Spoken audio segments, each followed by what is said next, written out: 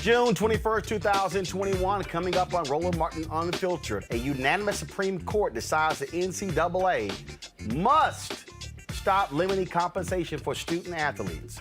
We'll talk about this with author and historian Taylor Branch. Remember, he wrote the book on the NAACP, called it The Cartel. Well, Lin-Manuel Miranda's film In the Heights has raised the issue of colorism in the Latino community. Bill Maher, he says if you're complaining about it, shut up. I'm going to explain why Bill Maher, a white man, has no clue or understanding about the history of colorism for Latinos and African Americans. Wisconsin Republican Senator Ron Johnson, remember, he was the one who opposed Juneteenth becoming a federal holiday? He showed his ass up at a Juneteenth celebration in Wisconsin. He was not well received, about as well received as raisins in potato salad.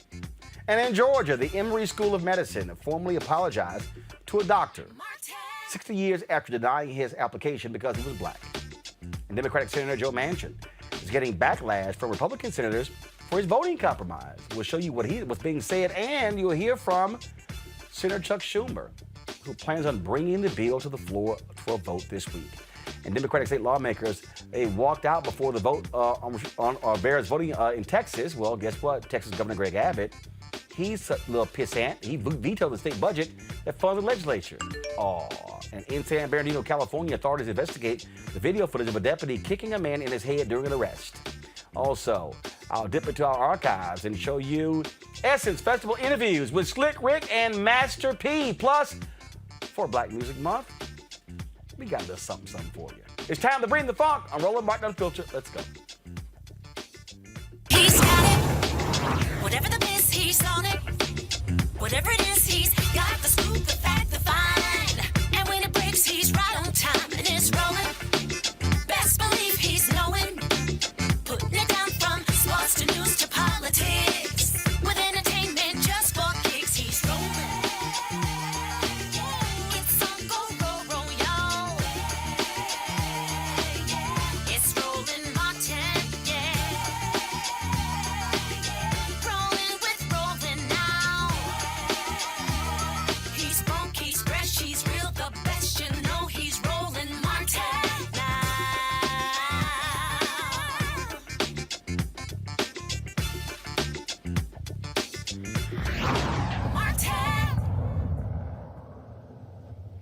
A big decision today by the NCAA and Supreme Court.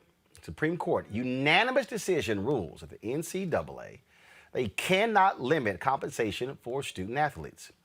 They ruled the NCAA was violating antitrust laws by capping education-related gifts and benefits student athletes can receive. The justices sided with a group of former college athletes who claimed the NCAA rules were unfair and violated federal laws designed to promote competition. Students can continue to receive educational benefits like computers, lab equipment, and internships from the schools they play, but the ruling does not decide whether they can be paid salaries. This, folks, is a huge, huge decision that folks have been warning for years. At the NCAA, its executives who are making millions of dollars, football coaches making $5, $6, $7, $10 million, endorsement deals, you name it. Everybody's making money except the athletes. Joining me right now is Taylor Branch, who wrote an ebook called The Cartel, dealing with the NCAA. We had him on my TV One show, Washington Watch, years ago when it came out.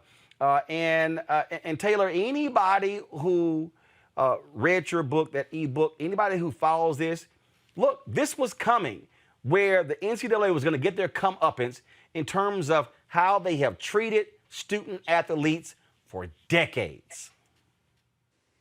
Absolutely. This is a great step forward.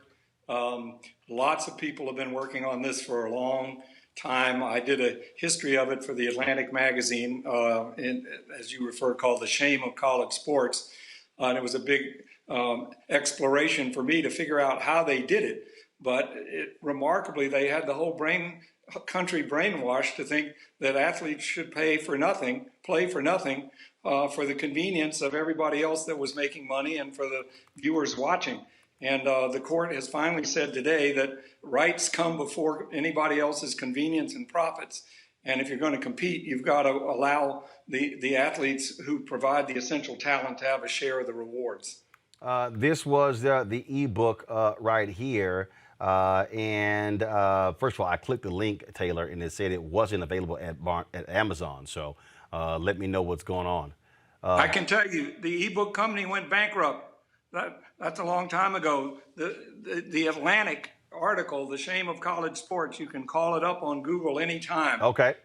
Which has 90% of it. The Atlantic Monthly started this, and it was so long ago that there was an ebook experiment. Well, actually, if I was the Atlantic, I would be trying to figure out how to republish that sucker, y'all, because it was called The Cartel Inside the Rise and Imminent Fall of the NCAA. And folks, if you read that book, if you read what Taylor laid out, y'all heard me reference student athlete. Even that phrase, that was not a phrase that was conjured up in the best interest of students. Taylor, explain to people even where the phrase student athlete came from.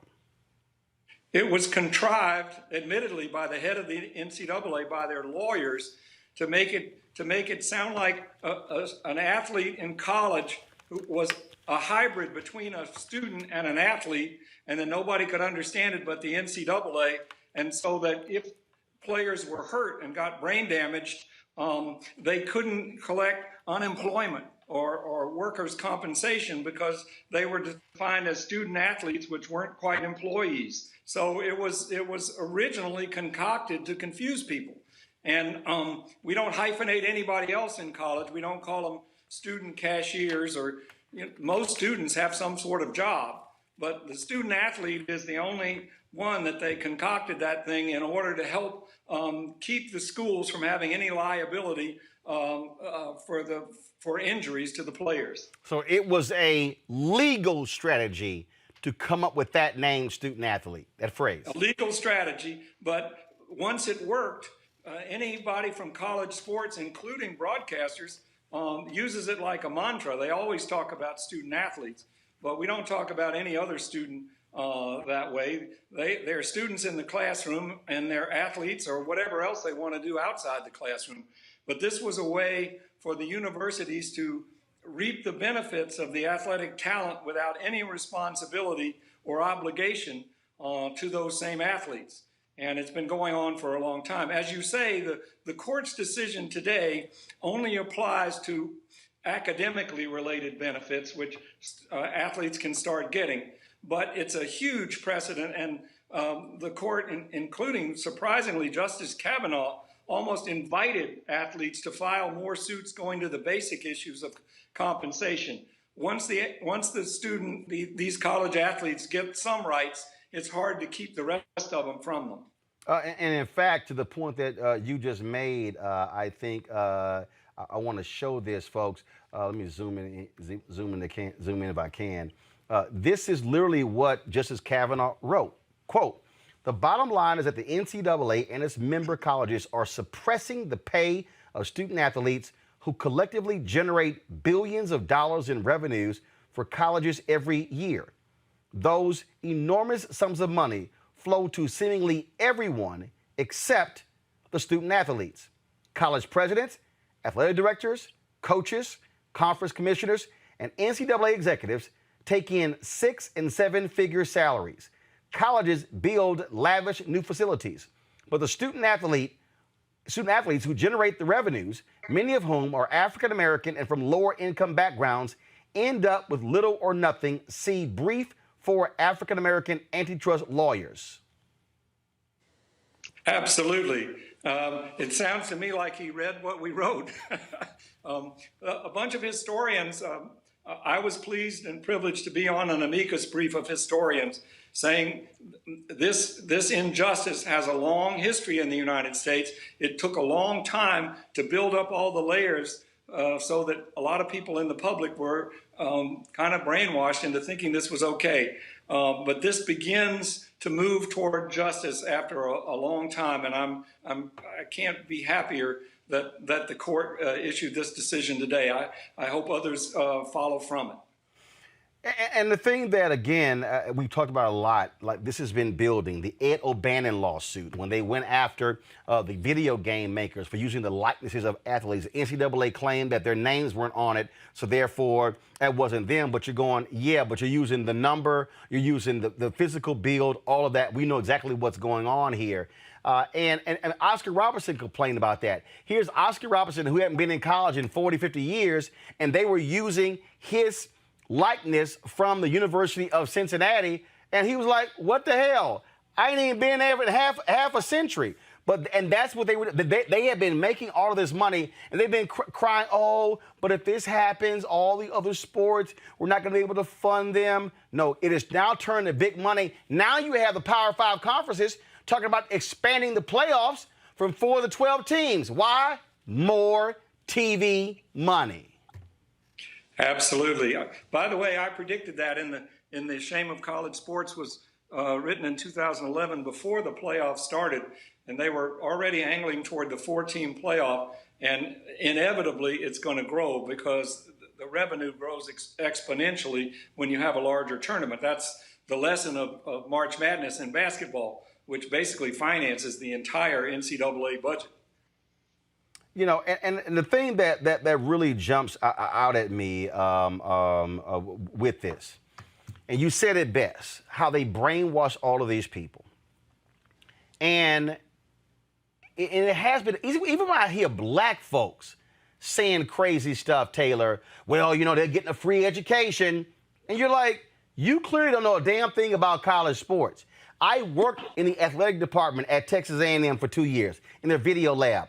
I saw, now, I mean, there was one brother who went to A&M on an architecture scholarship, and they were angry, telling him he needed to stop focusing on architecture and focus on football. And he said, I'm not here for football. And now he was a player, but his whole deal was, look, I know what I'm here for, and that happens all the time, where essentially these are professional athletes. And the Olympics, track and field was the same way, all these so-called amateur sports. And then, of course, Prefontaine and others began to sue them. And now you have athletes who are still amateur athletes, but they're not getting paid a lot of money, who run track and field and stuff like that. This whole system was designed for another group to make all the money and partaking in the free labor. People will get away with it if they can. You mentioned the Olympics. And Steve Prefontaine, actually, ironically, Congress ended amateurism in Olympic sports because the Soviet Union was clearly paying its athletes, and we were losing too many medals. So in the 70s, they basically said the athletes themselves have to be represented on each of the Olympic committees. And as soon as they did that, the Olympics changed. But it didn't affect the popularity of the Olympics at all. The fact that Michael Phelps can make millions of dollars in endorsements, he's still competing in the Olympics, and so are Olympic athletes. And that same sort of model will probably work sometime soon, I hope, for college athletes in regular college sports. Congress itself showed that it can be done. That's how they fixed the Olympics. Well, and again, that was because they didn't like America losing. No, they didn't like that. The Russians were doping and paying their athletes a lot and basically turning them into, that's all they did. And so the Soviet Union was winning too many gold medals in the Olympics. And so we wanted to be able to compete with that. So, because Steve Prefontaine was on food stamps. The rules were so strict that they couldn't get money to train with. And now, of course, they have sponsorships and they have first-class training facilities, and they can compete with athletes from Russia or any other country. But what does it say about the American society, Taylor? Where, and this goes beyond the NCAA. It's just like all of these people who are brainwashed to build billion-dollar stadiums for owners to make them richer. And then they get mad when a player decides to hold out. How dare you hold out? You're hurting our team. And that owner got no problem jacking up concession prices, ticket prices, all of that. I mean, it is mind-boggling to me when I keep seeing this happen, and I go, you do know that when you taxpayers finance that new stadium, you're paying the bonds. So, the owner, I'll chip in $150 million for the $1 billion. Hell, if you could build me a $1 billion stadium, and I got to chip in just 10%. Sure, why not? People will get away with whatever they can get away with, and if they can distract you with a shiny object and an exciting play on TV and take all the money, then if you're not careful, they can convince you to be blind to elementary fairness. And so this is not new, but the good thing about America is as long as there are courts and as long as people can fight and march and write and think, we'll be able to have a chance at least to correct some of these things. But this has gotten really, really bad when you've gotten gigantic industry with coaches multiplying. You've got $1 million assistant coaches, $1 million a year assistant coaches proliferating because they got so much money. They slather it all over the athletic department and don't have to give the athletes any salary at all. But you know that will change as reform comes into this system. And I think, frankly, Taylor, last point here, I think with this 9-0 decision, NCAA, get ready for an onslaught of lawsuits in other areas. You laid it out, the rise and imminent fall of the NCAA. Y'all, this is the article right here that was in the Atlantic, and all you do is just type in Taylor Branch, NCAA in the Atlantic. And it's called The Shame of College Sports. A leading civil rights historian makes the case for paying college athletes and reveals how a spate of lawsuits working their way through the courts could destroy the NCAA. Y'all, that was written that was in the October 2011 issue of The Atlantic. Here we are almost 10 years later, and it's coming to pass. They're going to go down real fast. They're going to have to pass a lot of new rules to avoid this whole thing crumbling. Well, Roland, I agree, but be aware of one thing. That's a lot of money to hang on to, and they're going to hang on to it as long as they can. They'll come up with every scare tactic they can think of. They're going to say you're not going to have swimming and that it's going to hurt every other sport and so on and so forth. So they will cry wolf like crazy. But the fundamentals are on the side of the athletes who produce the talent. When you watch a sporting event on television, they don't point the cameras at the coaches or the conference officials who are collecting the money. They point it at the athletes, and it's only fair that they should have a share of the benefits that they earn. Absolutely. All right, then. Taylor Branch, we surely appreciate it. Thank you so very much. Thank you, Roland. Let's go to of course, my panel here. Dr. Julian Malveaux, president, economist, also president emeritus at Bennett College. Hey, y'all got to put Julian's new title, y'all, okay? We got to ditch the Bennett College one. She got a new title. Omokongo Dabinga, professorial lecturer, School of International Service, American University. Michael Brown, former vice chair, DNC Finance Committee. Julian, I'll start with you. I'm always going to be the president emeritus of Bennett, but I am the incoming dean of Cal State University. That's my point. I'm like I said, you got a new title. So you get a new title, use a new one, not the old one. Look, you were president of a college. And look, here's the deal here. NCAA been making like a fat rat.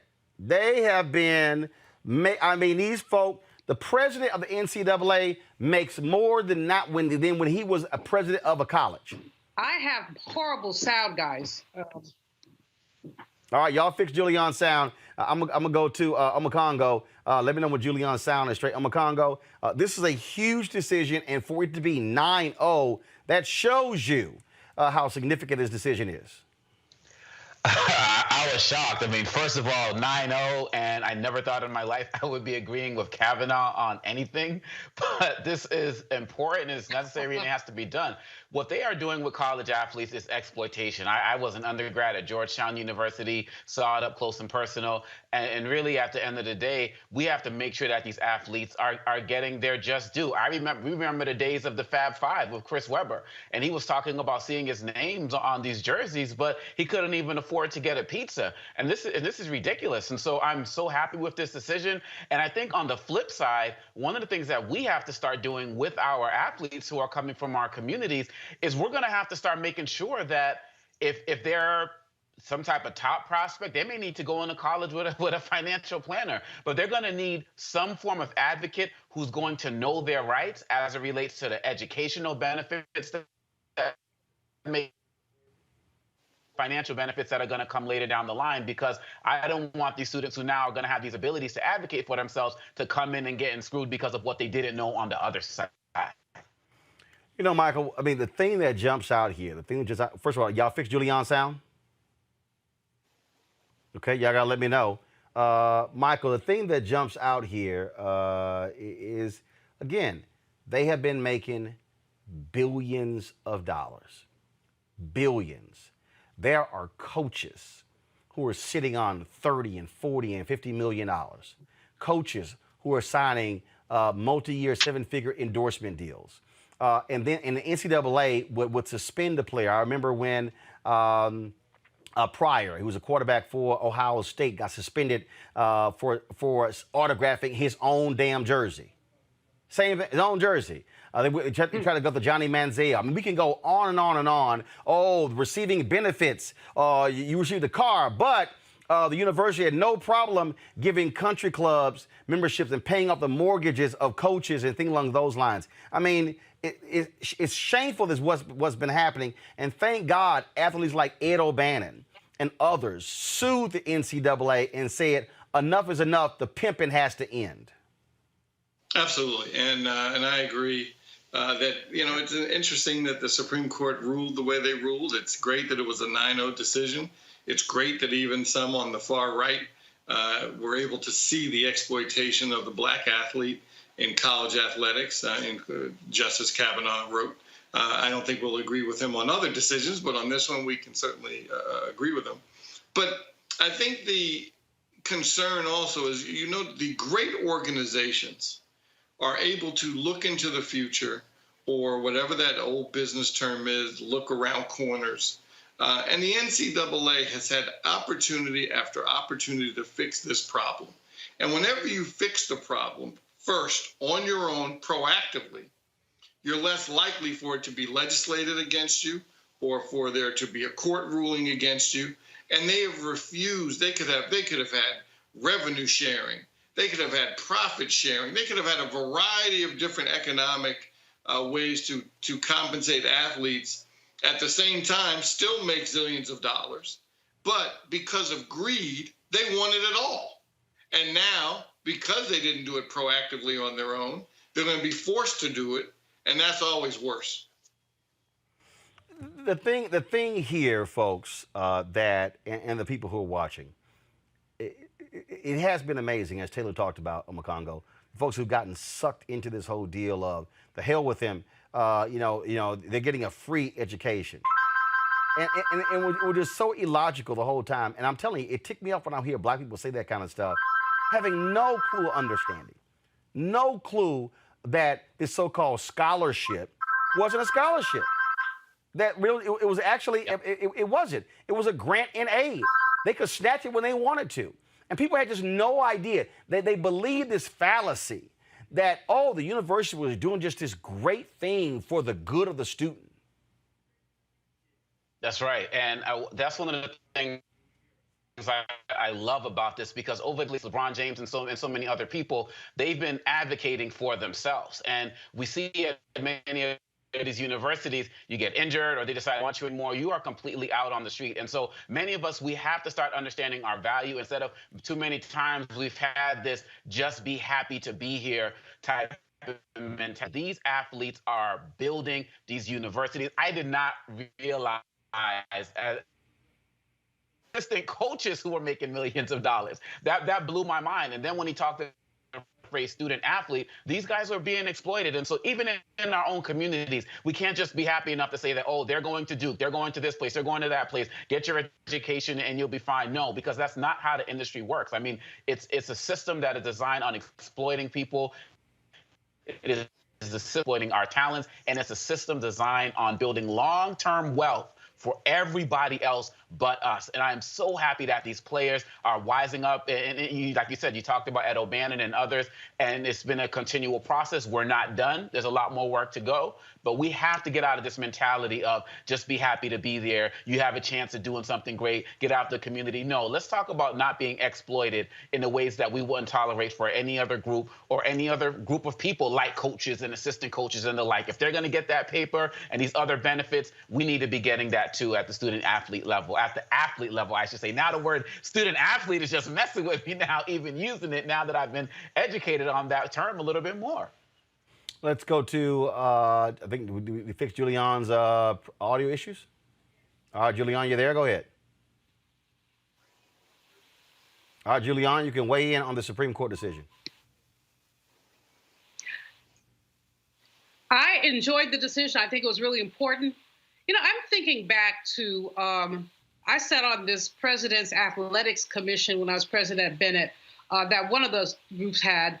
And, you know, obviously Bennett's a little bitty school without, you know, we had a basketball team and a track team.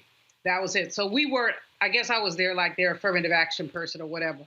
But, you know, the conversations that people had about what coaches were earning, how presidents were being compensated for the success of their teams, and how young brothers and sisters, but mostly brothers, were being placed in jeopardy because a booster gave them a plane ticket home. Well, they should have been able to afford the plane ticket home. They should not have needed the booster to give them a plane ticket home. But the issue, quite frankly, is, as Michael said earlier, exploitation. The fact is that, you know, basically this is the height of capitalist exploitation, taking surplus value, offering a scholarship. The worst part about it, Roland, is that when some of these young people are injured or something like that, scholarship goes away. So they thought they had a 4-year deal, and then they have a knee injury. That's the end of that. So we really need to, I'm glad the court did this. I'm quite pleased with the court decision. And I think there's a lot more that has to be done in the area of athletics. And I don't like the term student athlete either, Omokongo. I mean, come on now. They, like someone said, I think Taylor Brand said, you don't have student cashiers. You don't have student maintenance workers. They get paid for being maintenance workers. They get paid, they get scholarships for being students. So why can't we treat athletes the same way and with the same dignity? Because they trot these brothers out, and I'm saying brothers because there's not that many sisters. They trot these brothers out to show up here, to show up there, and then they don't even want them to have the benefit of the profits from their jerseys. And there you go.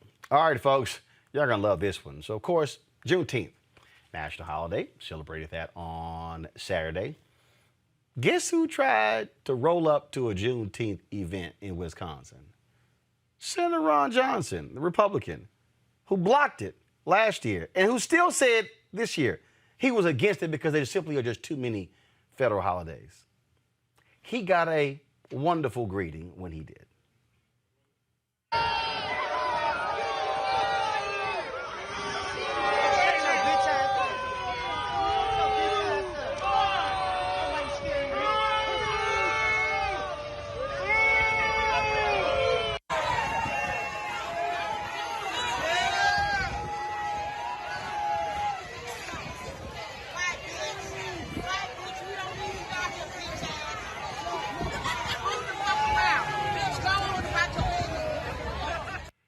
Well, Omokongo, Ron Johnson shows up to an event in Milwaukee. They booed him until he left. This was his quote. It still seems strange that having taxpayers provide federal employees paid time off is now required to celebrate the end of slavery. Well, guess what? Those folks said, we ain't got to listen to your ass talk. I loved it. Man, I was listening to some of the background comments of one woman in particular. And look, the beautiful thing about this and all of these shenanigans that the Republicans are pulling is that it actually makes me optimistic. All right. So we have an issue, Omokongo. We have an issue with your connection. We have a hold on site. We're gonna fix the problem with your connection. Michael, go ahead. It's, you know, it shows, Roland, that and as a former elected official, it just shows that politicians have no shame.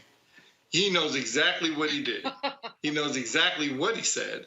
He knows exactly where he stands on a variety of issues, not just the Juneteenth issue.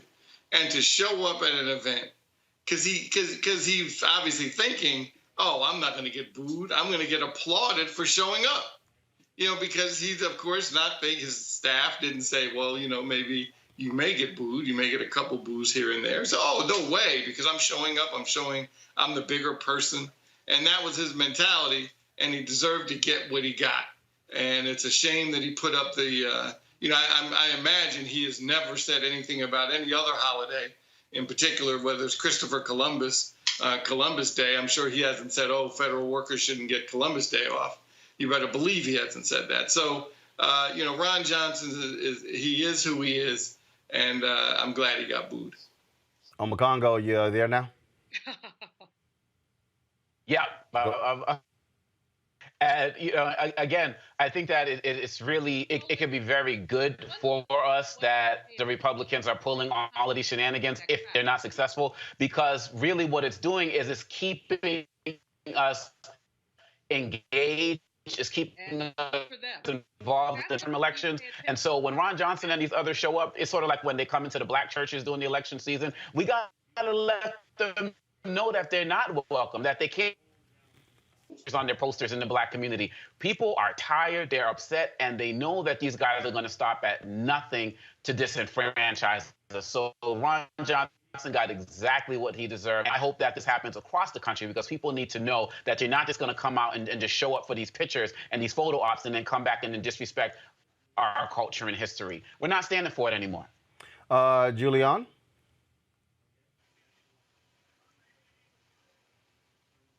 Julian? Like I said earlier, look at the racial composition of the crowd. People are tired of this nonsense. People are tired of this man. People are tired of the spit that he talks. I did say spit, that he talks on the floor of the Senate. And he really, he's going to get a backlash. Now, whether it's enough to get him out of office in Wisconsin, I don't know. But what I do know is that we need to look at the 100 senators who voted for Juneteenth. If they really believe in Juneteenth, they need to vote for voting rights. They need to vote for voting rights. They need to vote for the George Floyd bill. So while I'm thrilled, well, I'm not quite thrilled. I'm not jumping for Juneteenth, but I'm happy that we have it. But I wish that these folks could take a unanimous vote and do something with it that was substantive. Well, I'm good with it, and I say every time Ron Johnson talks, boo his ass. All right, y'all. Now let's talk about this issue with the movie In the Heights. Lin-Manuel Miranda, of course, a force behind Hamilton, came out with this movie, and a lot of conversation. Latinos excited. I mean, it was about New York, and it was about the music and the culture. But then when the movie came out, there were issues. There were issues with the movie because where were the Afro-Latinos? Where did they go? Why weren't they exhibited? Why were they only sort of extras in the movie? And so Lin had to apologize for this. He actually released a statement. Y'all pull the statement up if you have it, please. This is the statement that he released. I started writing In the Heights because I didn't feel seen. And over the past 20 years, all I wanted was for us, all of us, to feel seen. I'm seeing the discussion around Afro-Latino representation in our film this weekend. It is clear that many in our dark-skinned Afro-Latino community don't feel sufficiently represented within it, particularly among the leading roles. I can hear the hurt and frustration over colorism, of feeling still unseen in the feedback. I hear that without sufficient dark-skinned Afro-Latino representation, the work feels extractive of the community we wanted so much to represent with pride and joy. In trying to paint a mosaic of this community, we fell short. I'm truly sorry. I'm learning from the feedback. I thank you for raising it, and I'm listening. I'm trying to hold space for both the incredible pride in the movie we made and be accountable for our shortcomings. Thanks for your honest feedback. I promise to do better in my future projects, and I'm dedicated to the learning and evolving we all have to do to make sure we are honoring our diverse and vibrant community. Siempre LMM. Now, you might remember Rita Moreno. She went on, I believe it was Stephen Colbert's show, and she had some thoughts about that. And this is what Rita Moreno said. For a second, about that criticism about Lin-Manuel, that really upsets me. Oh yeah, for the Did you people who see don't that? for the people who don't know, your friend and ours, Lin-Manuel Miranda, has been in the news. He also co-produced my documentary. Yeah. There's been some criticism for the lack of Afro-Latino people in The Heights, the movie adaptation of his play. I mean, it's like what do you make of that? You can never do right, it seems. This is the man who literally has brought Latino-ness and Puerto Rican-ness to America. I couldn't do it. I mean, I would love to say I did, but I couldn't. Lin-Manuel has done that really single-handedly, and I'm thrilled to pieces, and I'm proud that he produced my documentary. And so are you saying that while you may understand where people's concerns come from, that perhaps it's misplaced in criticizing him in this? Well, I'm simply saying, can't you just wait a while and leave it alone? There's a lot of people who are Puerto Rican, who are also from Guatemala, who are dark and who are also fair. We are all colors in Puerto Rico. Mm-hmm. And this is how it is. And it would be so nice if they hadn't come up with that and left it alone just for now. I mean, they're really attacking the wrong person. Now, after that, Rita Moreno got a whole lot of criticism. And Rita had to come out and say that, you know what? Yeah, I kind of messed up. I kind of messed up. She admitted that she was disappointed in herself for those comments. Friday, Real Time with Bill Maher. The conversation came up. And leave it to Mr. I'm white, but I can opine on anything, Bill Maher. This is what he had to say. Reading also about Lin-Manuel Miranda this week, he of Hamilton fame and, won a Pulitzer Prize for it. He's got a new musical, The Heights, which is about Washington Heights. I know that neighborhood. My father parked in it every day of his life, going to New York, coming over from New Jersey, and then taking the subway down to Midtown. And he wrote the music and lyrics. His parents are Puerto Rican, came to this country from Puerto Rico. The book is by someone who's half Puerto Rican. It got 96% Rotten Tomatoes. People loved it. Great reviews, for which he has apologized profusely. Why? Well, there's Latinx performers, one black lead, but no Afro-Latinx. The committee that makes note of everyone's skin tone discovered this, and then Lin-Manuel Miranda had to say, I'm truly sorry. I'm learning from the feedback. I thank you for raising it, and I'm listening. I promise to do better in my future projects. This is what I was talking about with Nikki. Please stop the apologizing. You're the guy who made the founding fathers black and Hispanic. I don't think you have to apologize to Twitter. For fuck's sake. This is why people hate Democrats. It's cringy. Well, they can't seem to distinguish between an oversight and an outrage. Okay, and let me help them. As a white boy, I had to look this up because it's not my lived experience. But if you're a black woman giving birth, you're 4 times more likely to die in childbirth than a white woman. If you're a black kid, you're 2.5 times more likely to be shot by a cop than a white kid. If you happen to survive all that, you make less money, you have less wealth, and you die sooner. Those are outrages, and liberals ought to be focused on that, not the casting choices of, I think, a heroic guy who's making a film about a minority community. Right. I mean,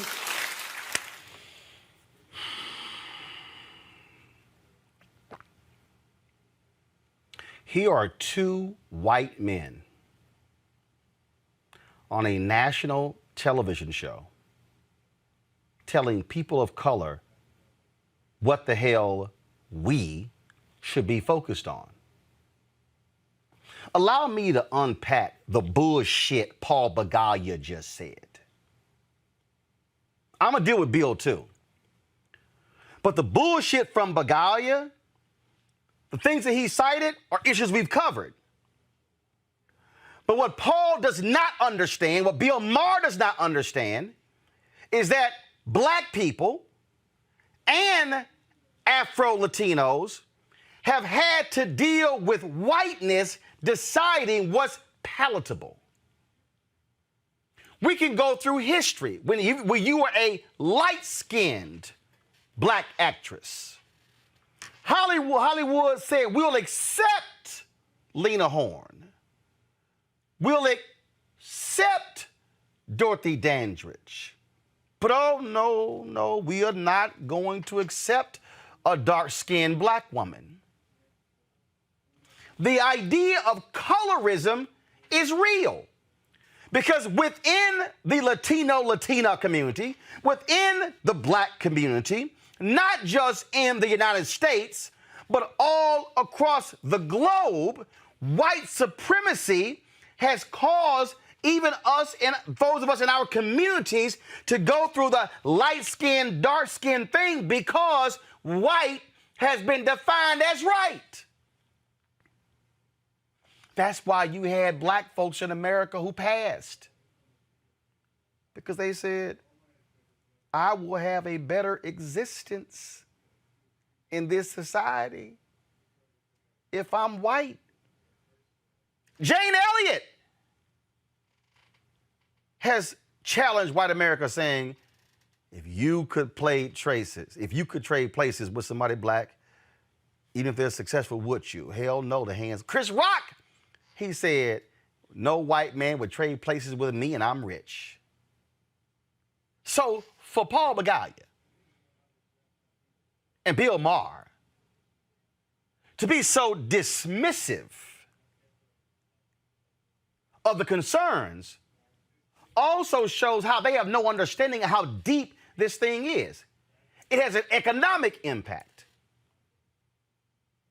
It has an impact on how you see yourself. See, it's real easy for two white men like Paul Begalia and Bill Maher to sit on television and say that because they've never been erased. They don't know what erasure is like. Black folks have had to deal with erasure in everything. The movie came out about Stonewall. Oh, gay folks were excited.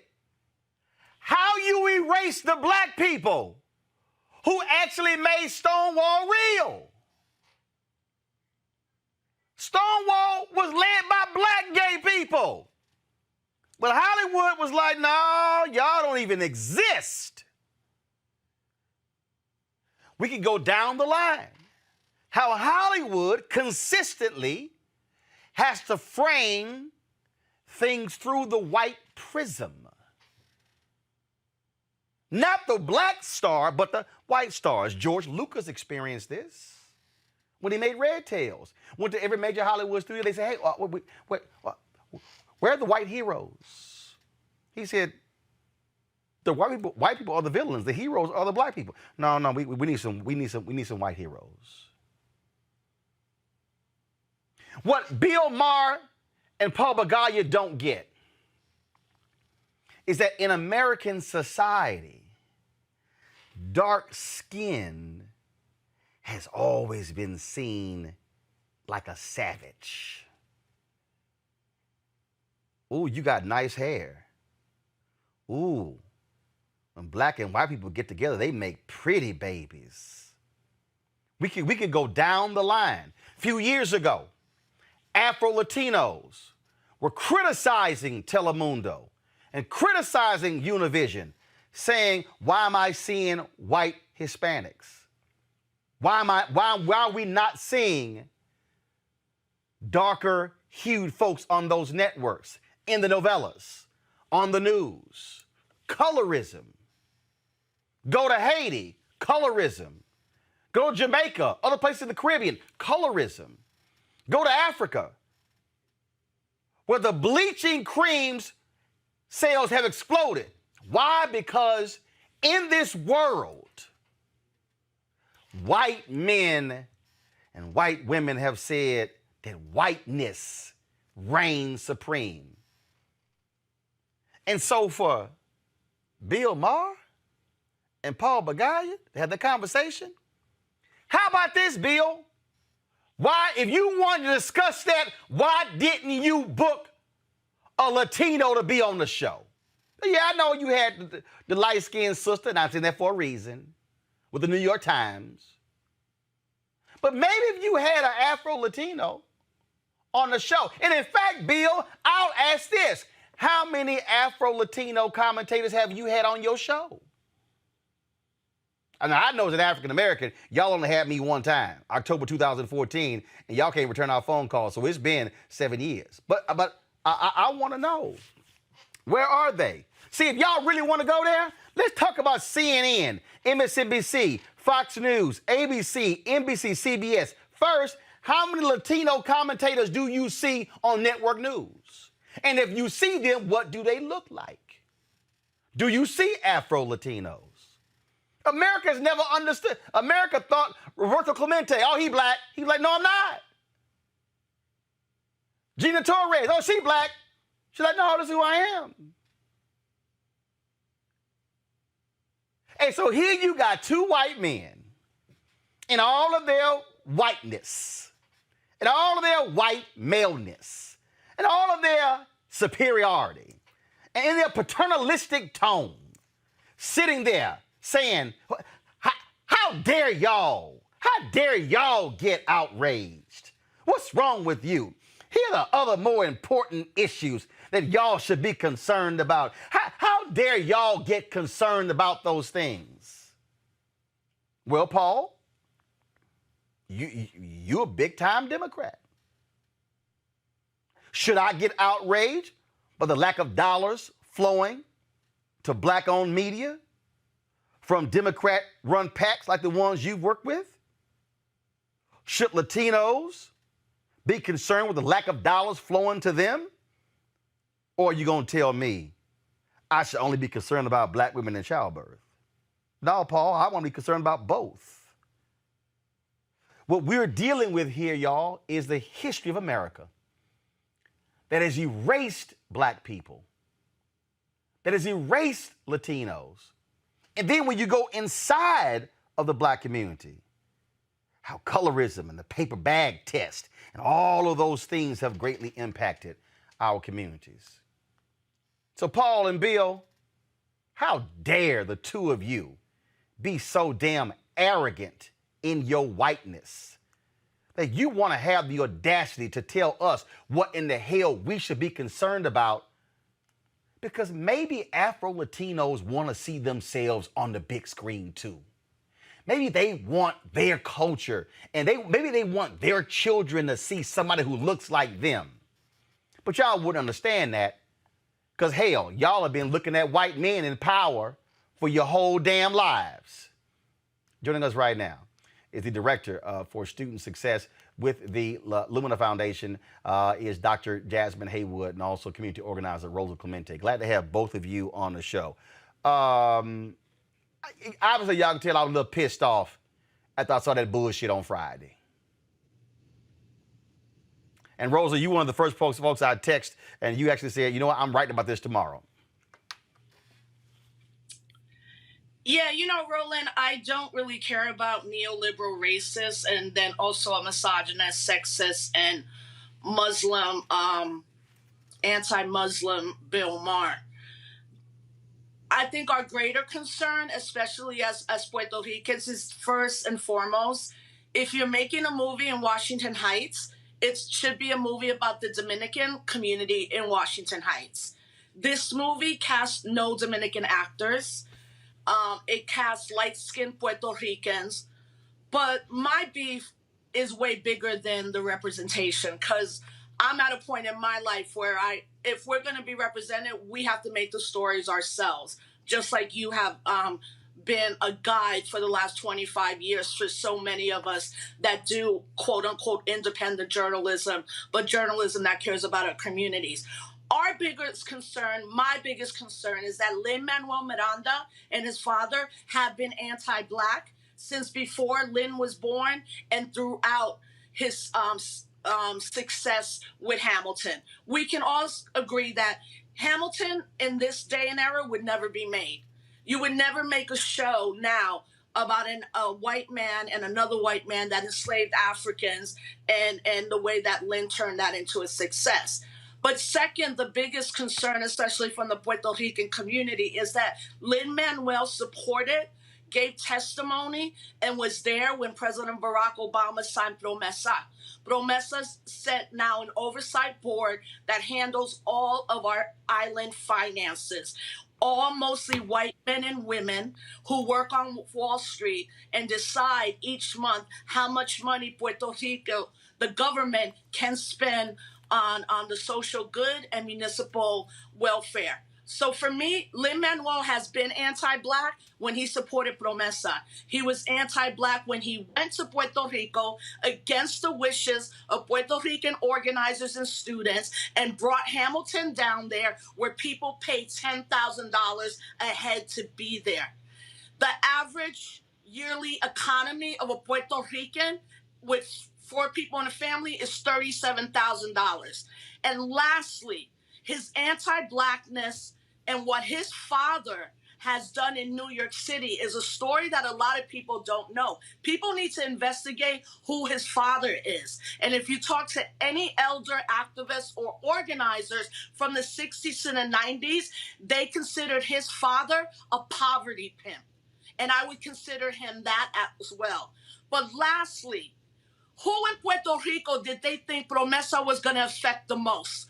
The white elite who live in gated communities in a hill, or the predominantly Afro and indigenous Boricuas and Puerto Ricanos that reside in Ponce, in Cabo Rojo, in Bayamón, in La Pela, and Loíza, which has the highest descendant of African descendants in our community. So for me, it's bigger than that because I know we can make good stories. I spent the last 3 years making a really dope movie with incredible filmmakers, all brothers and sisters, called Judas and the Black Messiah. And that was not a biography. And we should have more movies on that. But Lin now has to atone and he has to restore for the continual harm. I don't care about his prayers. I don't care about his thoughts. And honestly, Roland, I think this is going to end up happening. Lin is going to go the white way in Hollywood. He'll now direct movies with white people in it. He'll be in cartoons and all of that because he has no space and his father has no space in our community. I actually, and this will probably be controversial, I think they're traitors to their Puerto Rican self, our elders and our ancestors. Dr. Jasmine Haywood, the thing that what really, again, troubles me about this are the people who have, 2 white guys who ain't got no clue about the reality of how deeply embedded colorism is. And for them, it's like, oh, be happy, y'all, it's some Latinos. Well, I remember when black women criticized how Spike Lee was writing black female roles. Just because, and again, I know Spike is a friend, but he took the hit. Tyler Perry gets criticized. We've seen folks say the exact same thing. We don't see this person, that person. I mean, we talk about in this country, America loves talking about Cubans. Very few Afro-Cubans.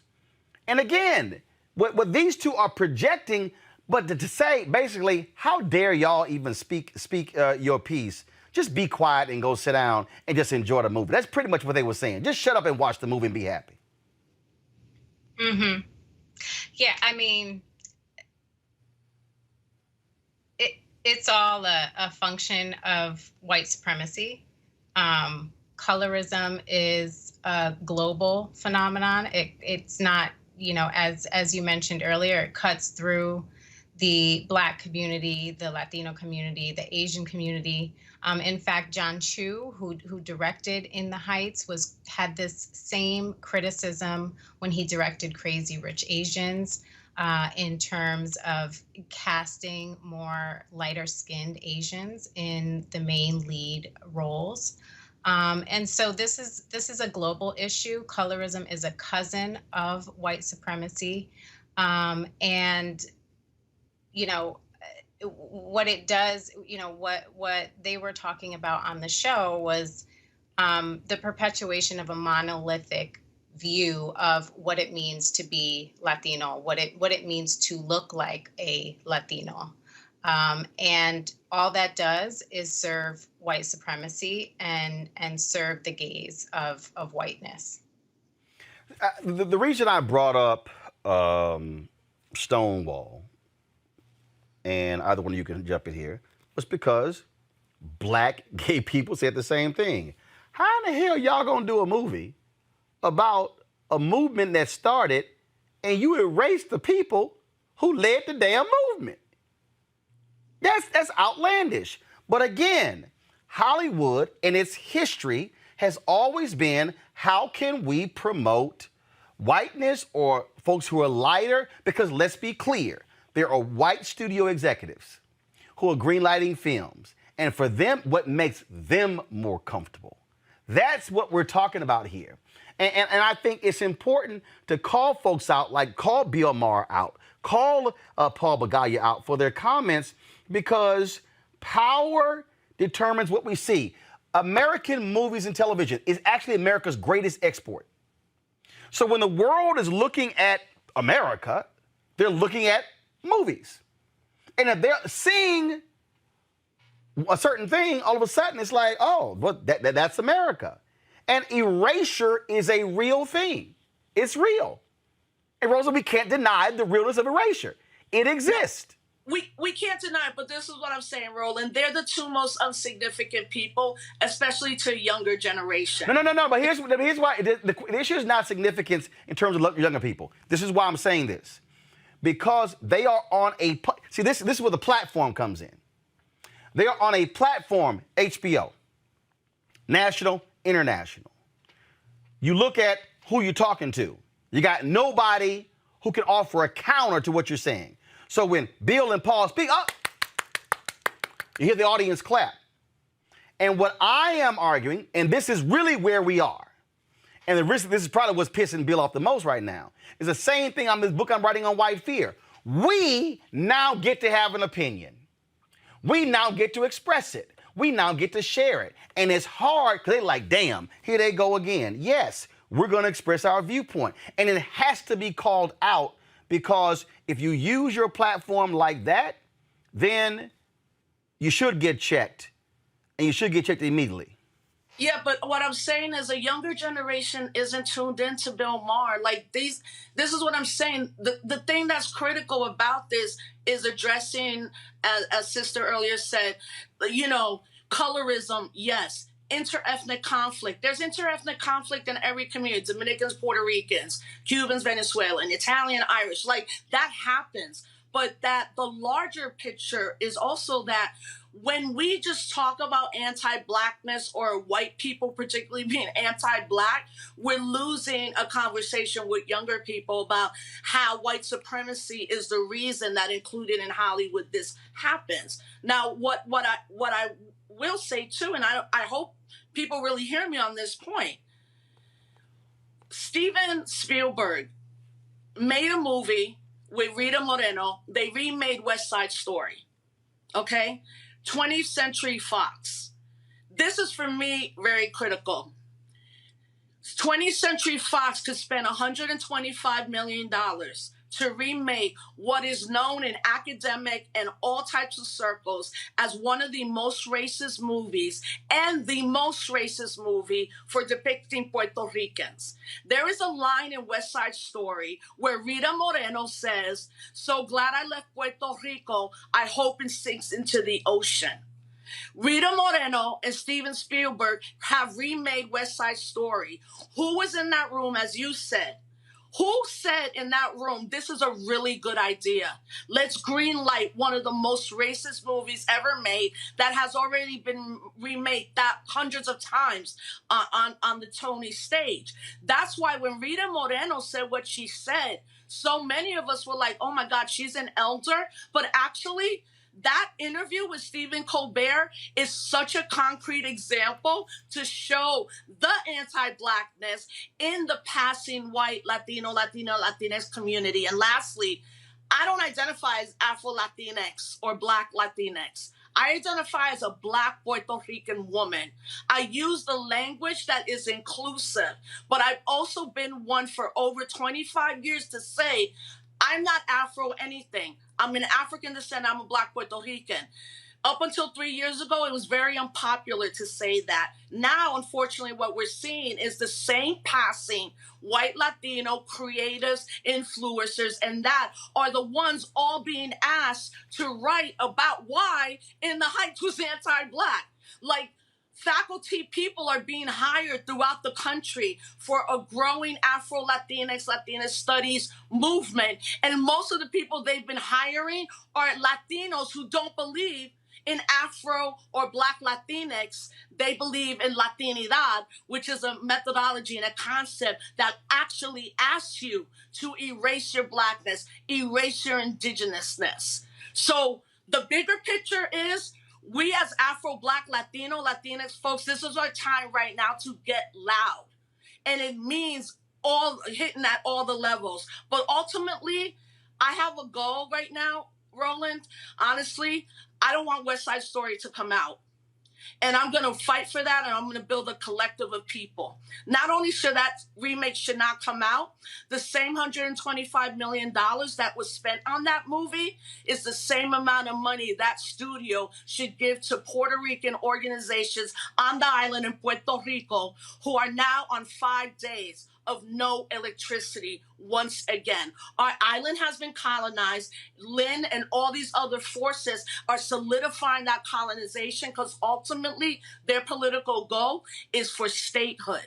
And if anybody thinks Puerto Rico is going to be a state, you're living in the wrong time in the wrong century. Puerto Rico will never be a state. We are going towards independence, regardless of these sellout Boricuas in Congress, in Hollywood, and in journalism. Jasmine, the thing here, the point when Rosa said this is the moment to get loud, that's the issue here. The fact that Afro-Latinos are expressing their view, and they should. And they have the right to, because they know their experience better than anybody.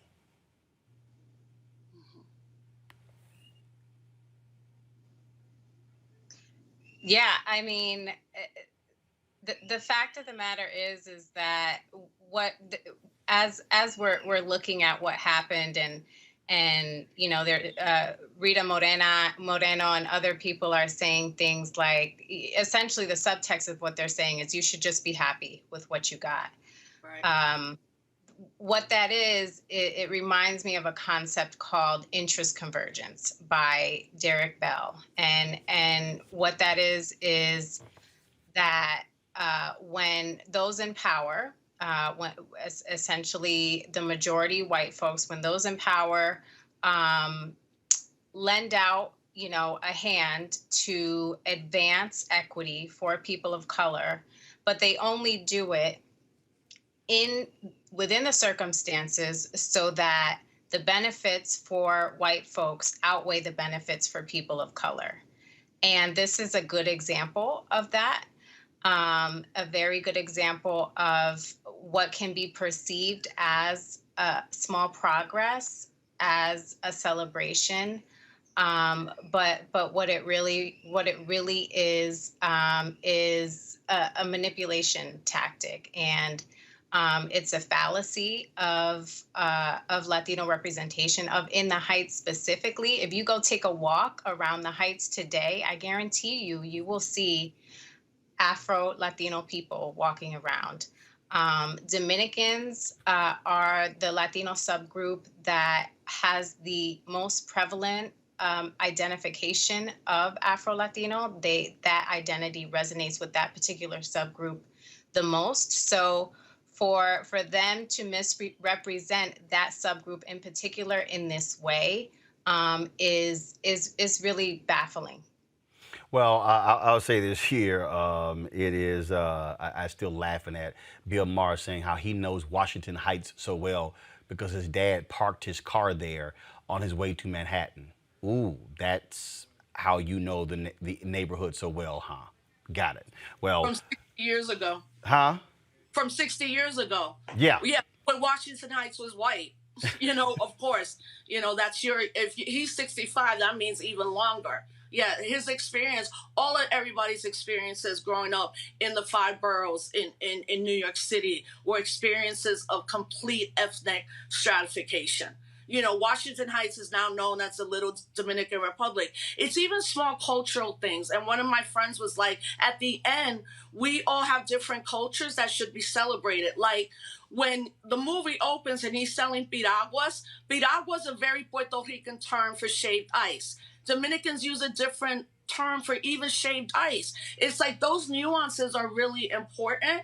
But what's also important for people to understand and grapple with Blackness and how we talk about it in the United States, very rarely do we talk about Blackness outside of the binary of African American and European American, as opposed to the Black diasporic world where it shows his heart the most. The Bronx, Washington Heights, even to this day, Brooklyn, and the 5 boroughs is where you'll find every, quote, Latino community somehow represented, but you're also seeing a growing Garifuna community that is Black, a growing Black Belizean community, a growing Black Cuban community, the continual growth of a Black Puerto Rican community, the continual growth of a Black Dominican community. And it's not baffling because once we can align ourselves in solidarity with other brothers and sisters and non-binary folks on the issues that impact all of us around material resources, what they're afraid is that we're solidifying our ranks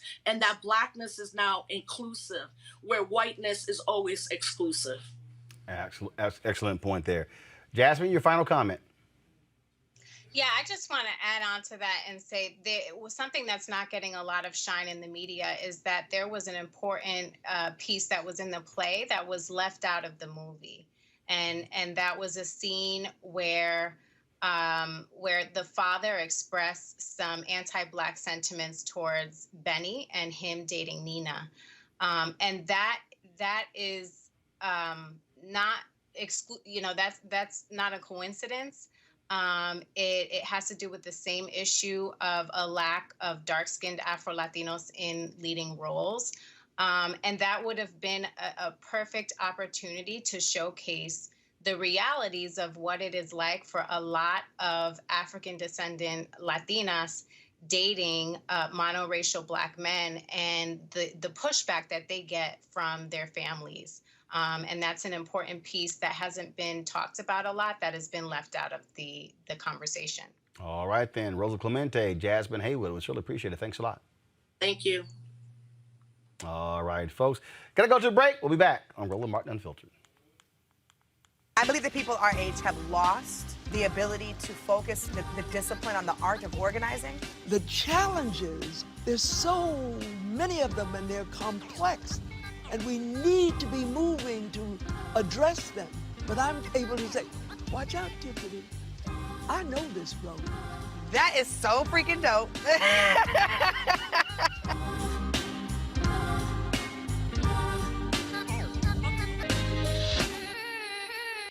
Racial injustice is a scourge on this nation, and the Black community has felt it for generations. We have an obligation to do something about it. Whether it's canceling student debt, increasing the minimum wage, or investing in Black-owned businesses, the Black community deserves so much better. I'm Nina Turner, and I'm running for Congress to do something about it. 60 years ago, the Freedom Riders rode buses to fight against segregation. They won. And now, as voter suppression is sweeping the country, we're riding out again. Join the blackest bus in America and hundreds of organizations on a week-long freedom ride for voting rights from June 18th to June 26th. Come out to our rallies in New Orleans, Jackson, Birmingham, Nashville, Atlanta, Columbia, Raleigh, Charleston, Richmond, and Washington, D.C. If you can't join us in the event on the route, you can just meet us in D.C. on June 26th. Or if you can't ride at all, then show your solidarity by hosting a rally right in your own town on June 26th. No matter where you are, everybody can be a Freedom Rider. To learn how to get involved, text Freedom Ride to 797979. We got power, y'all, and we're bringing it to D.C.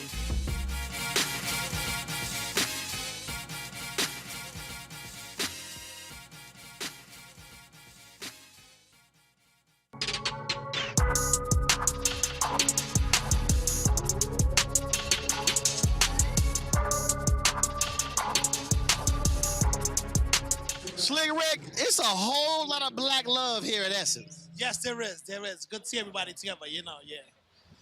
Now, when you stood on that stage, and this is not even a Superdome, when you saw all those folks grooving, how does it actually make you feel? It inspires me, you know what I mean? As long as I can make a move, it's like Peter Piper, you know what I mean? You got to keep on stepping your game up until you see everybody swaying. But then when you see multiple generations, though, getting it. Yeah, exactly. Music is music. As long as it moves you from a child to an adult, you know what I mean? It's gonna move you. If it's good. Well, man, it's good seeing you still doing your thing. Thank you, family. Good to see you too, from the cruise and all that. Absolutely. You know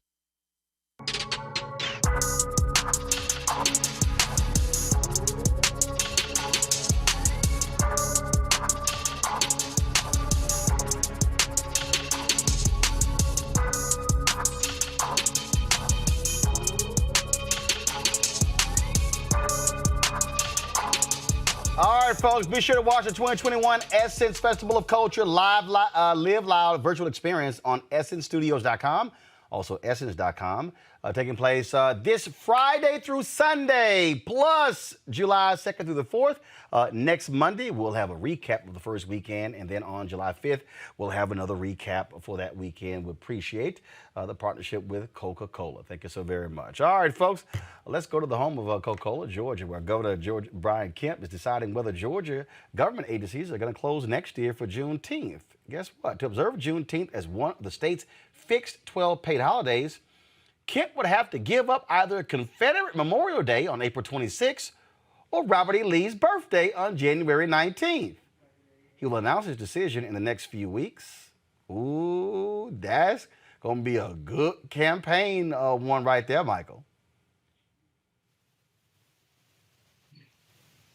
Mike, we can't hear you. I can't wait to see how he reaches his decision and who he talks to about his decision.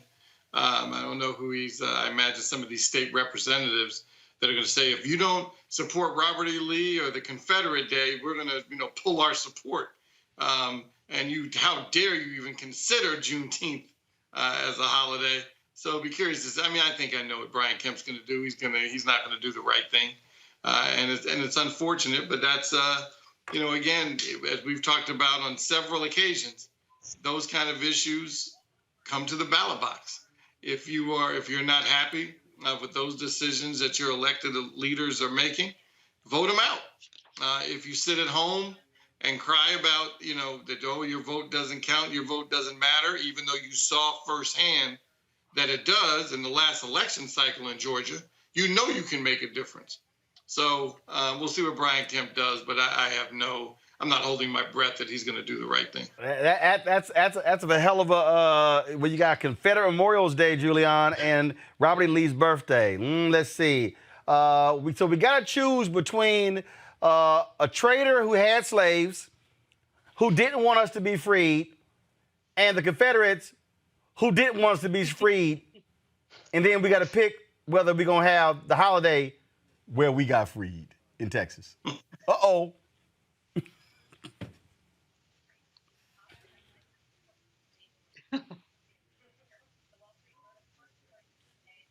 Okay, all right. First, Julian, can you hear me? All right, y'all, fix her audio. Makongo, your thoughts about that? Yes. Well, I think that I First agree of all, we can't with Michael. expect Unfortunately, I think Governor Kemp is going to make the wrong decision and not be on the right side of history. But you know what? This is also a good time for us to not forget that we need to keep the pressure up on the corporations, the Coca-Colas and the like, because we put a lot of pressure on them earlier this year as it relates to not supporting some of the efforts that were being made in Georgia. And now we're spending so much time speaking about some of this legislation that we can't take the eye off the ball of the people who fund these organizations and so who fund the Republican, whatever you want to call it, network of voter disenfranchisement. So I believe that if we can keep that pressure on, calling out these companies, and as Michael said, reminding people of remembering when these next elections come around, maybe we'll get lucky and, well, not lucky, maybe we will force Governor Kemp to make the proper decision, but we have to make sure that all of our efforts, 360, are focused on the corporate pressure as well as the political pressure. And I think we might get a result that works in our favor. Laughing. I'm just laughing that the choice is Juneteenth, Confederate Memorial Day, or Robert E. Lee's birthday. Oh, I love it. I love it going into an election year. I'm sure Stacey Abrams is like, chomping at the bit, no doubt. what you gonna do, Brian? What you gonna do? You gonna side with freedom or with the people who didn't want us free? I love it. I love it. I love it. All right, y'all. The Emory School of Medicine formally apologizes to a doctor more than 60 years after denying his application because he was black. As part of its Juneteenth programming, Emory School of Medicine invited Dr. Marion Hood to a virtual event for students, faculty, and staff members. The school's dean handed Dr. Hood a framed letter apologizing for the rejection letter he received in 1959. The 83-year-old doctor told the story about how he didn't allow the school's discriminatory policy to stop him. Dr. Hood went on to study medicine at Loyola University in Chicago, where he said he still faced discrimination. After graduating, he became a gynecologist and obstetrician in Atlanta, where he delivered more than 7,000 babies before retiring in 2008. We've seen a lot of these taking place here, Michael, where these schools and universities are apologizing for their past and apologizing for these type of issues. Some will say, hey, too late. But frankly, for the person who experienced it, I think it's important. Yeah, it's,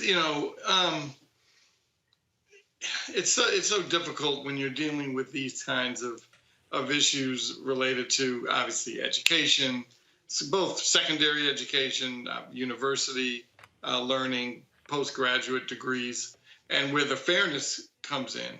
And I'm sure my other panelists will have more to say because he's in academia and will have certainly understand the kind of dynamics between fairness and race and socioeconomic issues, and how do you balance it to make it fair?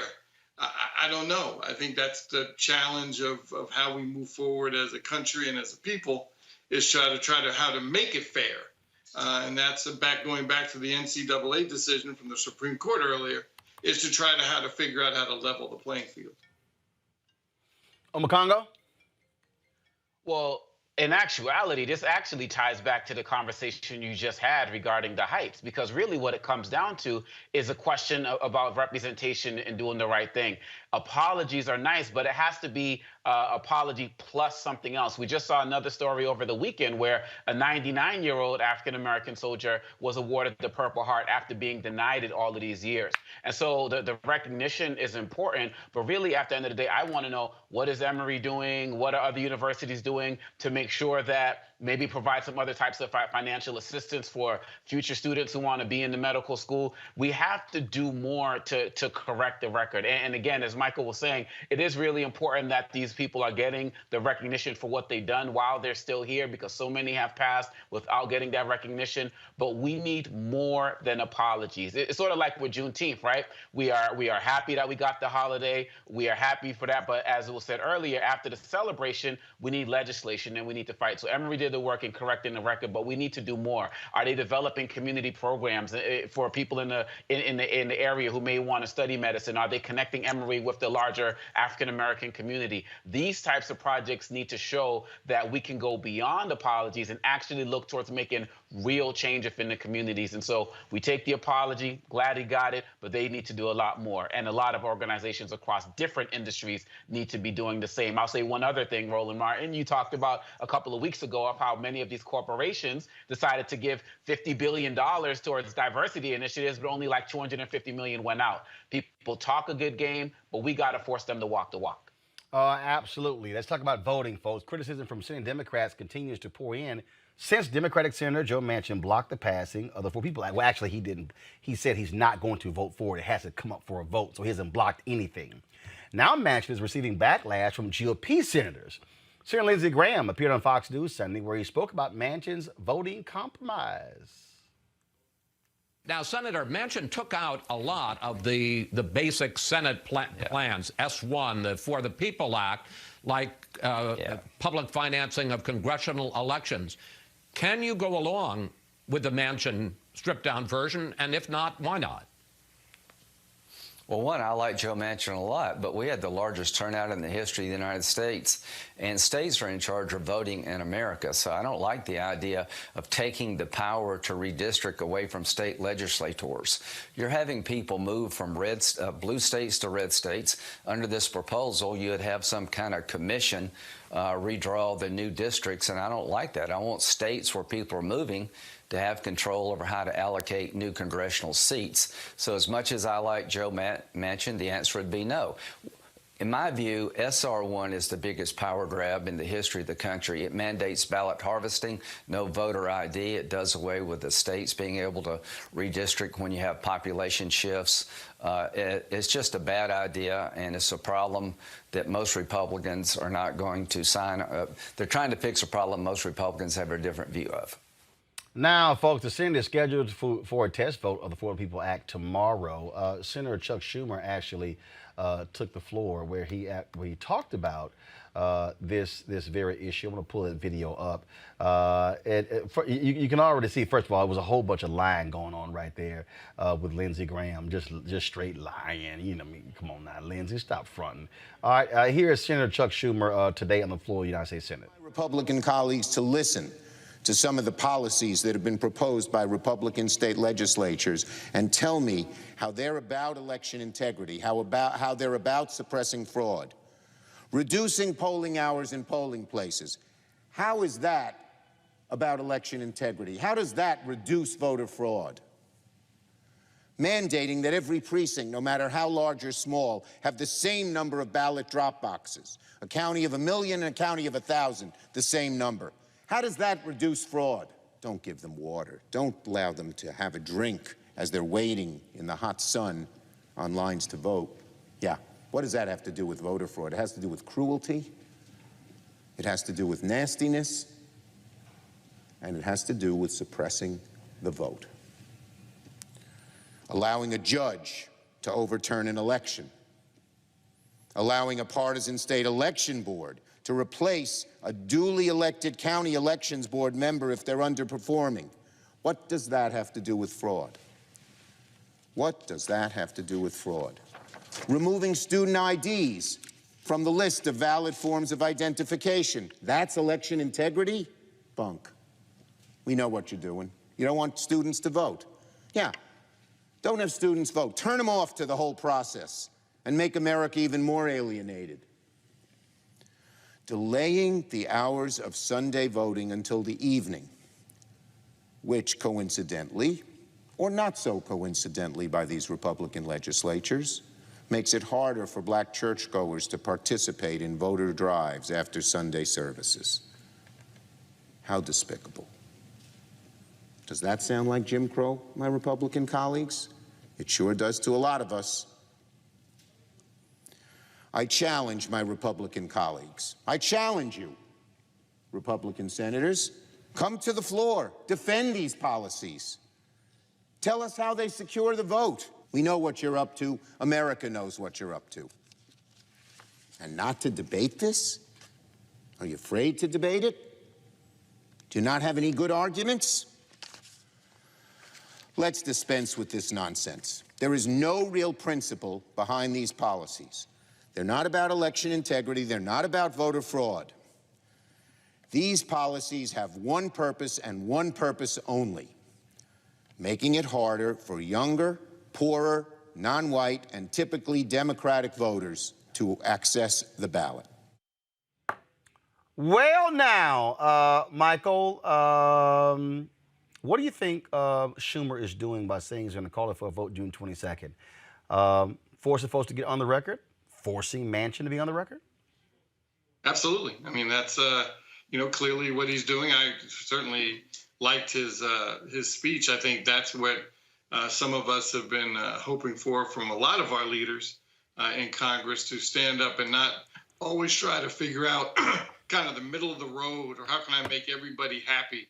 And he called them out. He said, this is Jim Crow. And it's nice to hear a white politician say those things, and it's important that he puts it on the record. But yes, absolutely, it's time for Joe Manchin to have to show his cards. You know, he's played this game for the last several months of, oh, I want bipartisanship. Oh, we got to figure out a better way of moving forward. Okay, now let's see where you are. And when he puts the rule up, and then obviously then the vote. So we'll see what happens. But I'm glad Senator Schumer is finally saying enough is enough. You've had your time in the sun, so let's now see where you really are. Makongo? Absolutely. Look, and first of all, with Senator Graham, every time I hear these Republicans talk about state rights, I keep saying, wow, weren't you the guys who were talking about going into other states to help them overturn the election? Lindsey Graham was talking about going into Georgia to see what was going on there. The hypocrisy is amazing. And then just the lies as it relates to things like voter ID. Look, Democrats are not against voter ID laws. They're not against voter ID. They're against restrictive voter ID. If you can vote with a hunter's license as your ID, you should be able to vote with a student license as your ID. Those are the types of things that we're calling for, being able to use utility bills and the like, that people do in other areas. And so it's ridiculous in terms of the hypocrisy. I am absolutely thrilled that Senator Schumer is going to be bringing this up. Joe Manchin needs to be put on the spot, and everybody needs to be on record. Look, when it comes to this type of nonsense, when it comes to voting rights, this is why we need to work towards ending the filibuster, because the Republicans are going to talk a good game all throughout, but they are going to stay the party of no. And Senator Schumer to get up there and call it Jim Crow and say, what are you all afraid to debate, while they just get up there and lie and spin the truth? This is put up or shut up time. So I'm with it 100%. Well, and this is sort of why this just went out from Mark Elias, a voting rights lawyer. This tweet: breaking, Arizona Senate Bill 1241 passes State House over vociferous Dem opposition, pointing out that the bill promotes voter intimidation, violates ballot secrecy and security, and will be costly and unnecessary. And of course, he then responded, if this is enacted, Arizona will be sued. That's what you're seeing happen all right now. Look, they got no choice to fight in the courts. When you start talking about fighting the courts, you still come against those conservative judges, Michael. Right, exactly. And well, again, some of these courts will also be on the under the light to see where they come in on this. Obviously, we have a history of laws related to Jim Crow laws and intimidation laws and voter suppression laws, and so now we'll see where they are. Now, we were applauding Justice Kavanaugh a little while ago about his decision on the NCAA ruling, and now we'll see how he comes in on this one, because all these are going to eventually go to the Supreme Court, because obviously it's states' rights and state versus state or state versus the federal government. Hence, why I know there are a lot of different issues where a lot of folks would like to see the filibuster blown up for particular issues. But if voting rights isn't one of them, there's no real legitimate list. There can be an argument on whether you should blow it up for infrastructure, an argument whether you should blow it up for immigration, an argument whether you should blow it up. As you know, I'm a big proponent of D.C. statehood, but there's no larger issue than voting rights. And to see what these states are doing, if you don't blow up the filibuster for this, then there's really no need. Because you better believe if the tables were turned, you know Mitch McConnell would blow up the filibuster in half a second. So I don't know why we always, again, play this nice, oh, let's come together role when we're up against people that don't play the same rules. Right. Simple as that. Got to ask y'all this here. Rhode Island Senator Sheldon Whitehouse, liberal, Democrat, having to answer some questions about him, his wife, and his family being longtime members of a private all-white beach club. This is how he was asked and how he responded. Okay. A little close. Okay. Back in 2017, you had expressed concerns about the membership of the all-white Bailey's Beach Club, said that you hoped it would become more diverse. Now, your family's been members. Your wife is one of the largest shareholders. Has there been any traction in that? Are there any minority members of the club now? I think the people who are running the place are still working on that, and I'm sorry it hasn't happened yet. Do you have concerns in 2021? I mean, obviously, it's been 4 years. You had remarks on the floor following the deaths of Breonna Taylor and George Floyd saying, hoping to root out systemic racism in the country. Your thoughts on an elite, all-white, wealthy club, again, in this day and age? Should these clubs continue to exist? It's a long tradition in Rhode Island, and there are many of them. I think we just need to work our way through the issues. Thank you. The car's here. Michael, I'm trying to understand. How hard is hell no, hell no? Yeah, that was a little disappointing. I like Senator Whitehead. It was just disappointing. Wrong side of history, wrong answer, just terrible. You know which clubs you belong to, and maybe you think when you're in public life, hey, I need to disassociate myself with this club for the time being. Family, sorry, family, we can't be a member of this club for now. And yeah, if you decide to go after you left the Senate, fine, and then go back, even though that would be wrong. But it's too bad. That you could have put Republican next to his name, and that would have been less surprising. Disappointing. I'm sorry to see that happen. Well, look, I'm sorry. This ain't that damn hard, Congo. First of all, you heard the reporter say this came up in 2017. Dude, it's 4 damn years. They're working their way through these issues? No. What you should have said, Senator Sheldon Whitehouse, is real simple. End this now or we will resign. I guarantee you, Congo, if the U.S. Senator from Rhode Island had said to these white folks, end this now or we are walking, they probably would have changed it. And they told him no, he should have said, good riddance. Absolutely. And to sit there and say, yeah, I'm sorry, this is still the case, acting as if he can't do anything about it. You are a United States Senator. And then he's used something towards the end of the conversation about it being a tradition.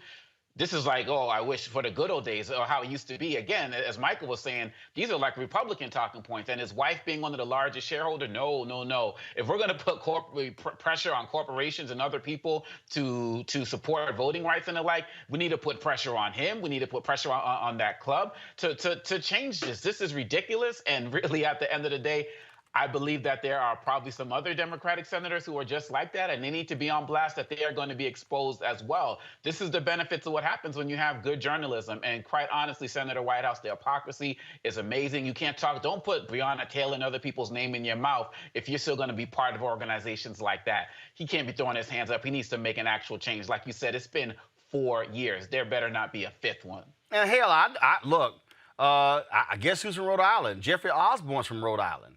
Y'all need some black people?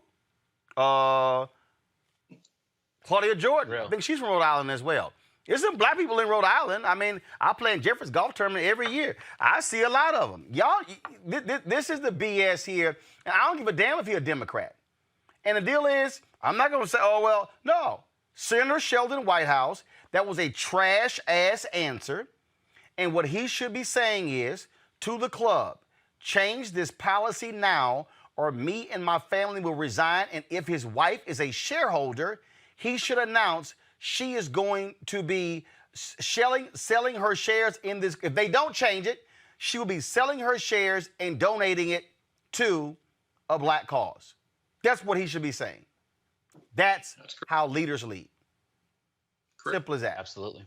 Y'all got to go to a break. We come back. Where's our money segment?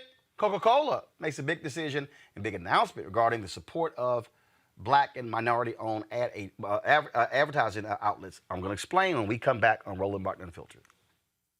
George Floyd's death hopefully put another nail in the coffin of racism. You talk about awakening America. It led to a historic summer of protest. I hope our younger generation don't ever forget that nonviolence is soul force. Right.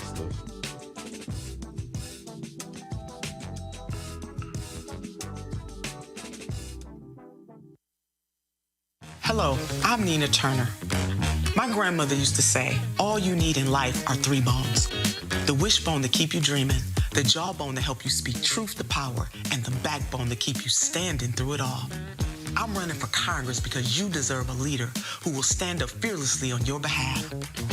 Together, we will deliver Medicare for all, good jobs that pay a living wage, and bold justice reform. I'm Nina Turner, and I approve this message. Hey, y'all, join the blackest bus in America and hundreds of organizations on a freedom ride for voting rights. From June 18th to June 26th, join our caravan for rallies in cities and states from Louisiana to Virginia. And on June 26th, you can join us in Washington, D.C., or host a voting rights event in your own city. To learn how to get involved, text Freedom Ride to 797979.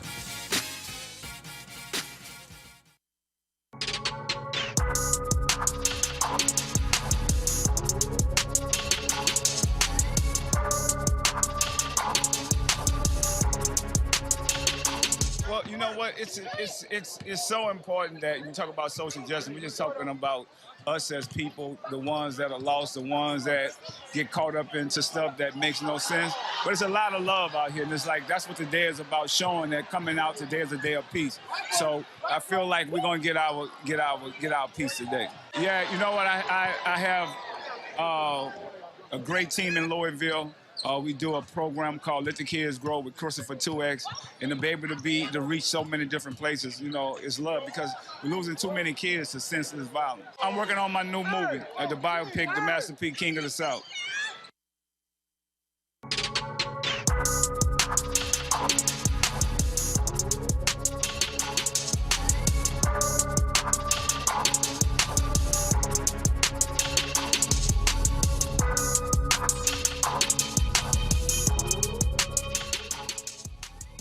All right, folks, don't forget Essence Festival of Culture.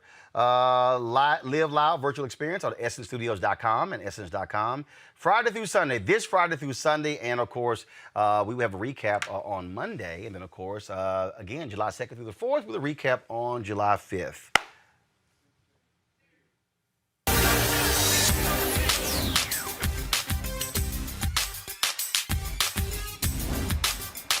Been frozen out.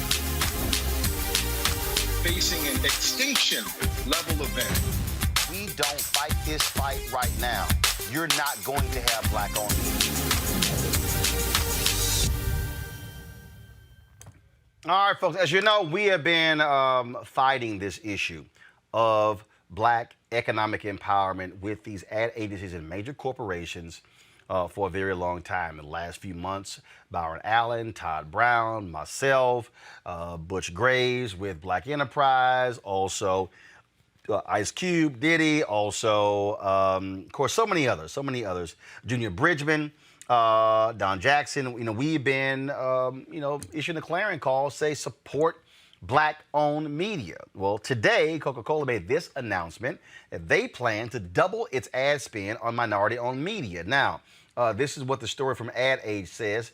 Coca-Cola North America announced it will nearly double its media spend with minority-owned companies over the next 3 years, pledging that no less than 8% of its yearly ad budget will be directed to Black, Hispanic, and Asian American-owned platforms and their partners by 2024.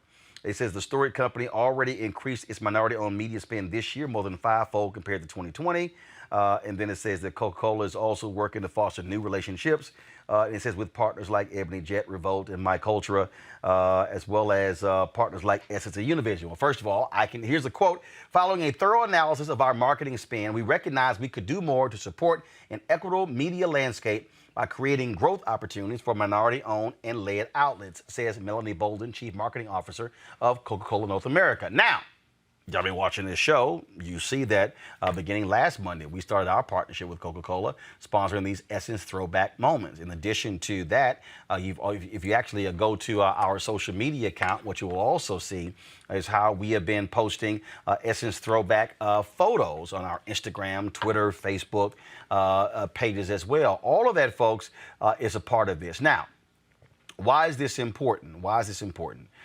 Because like you'll see right here. So if you go to my, so you see here, this is a photo of Remy Ma and Queen Latifah. Then of course you see this is a photo we had of Lester Holt when he was there. So we've been posting other photos as well here with Tashina Arnold.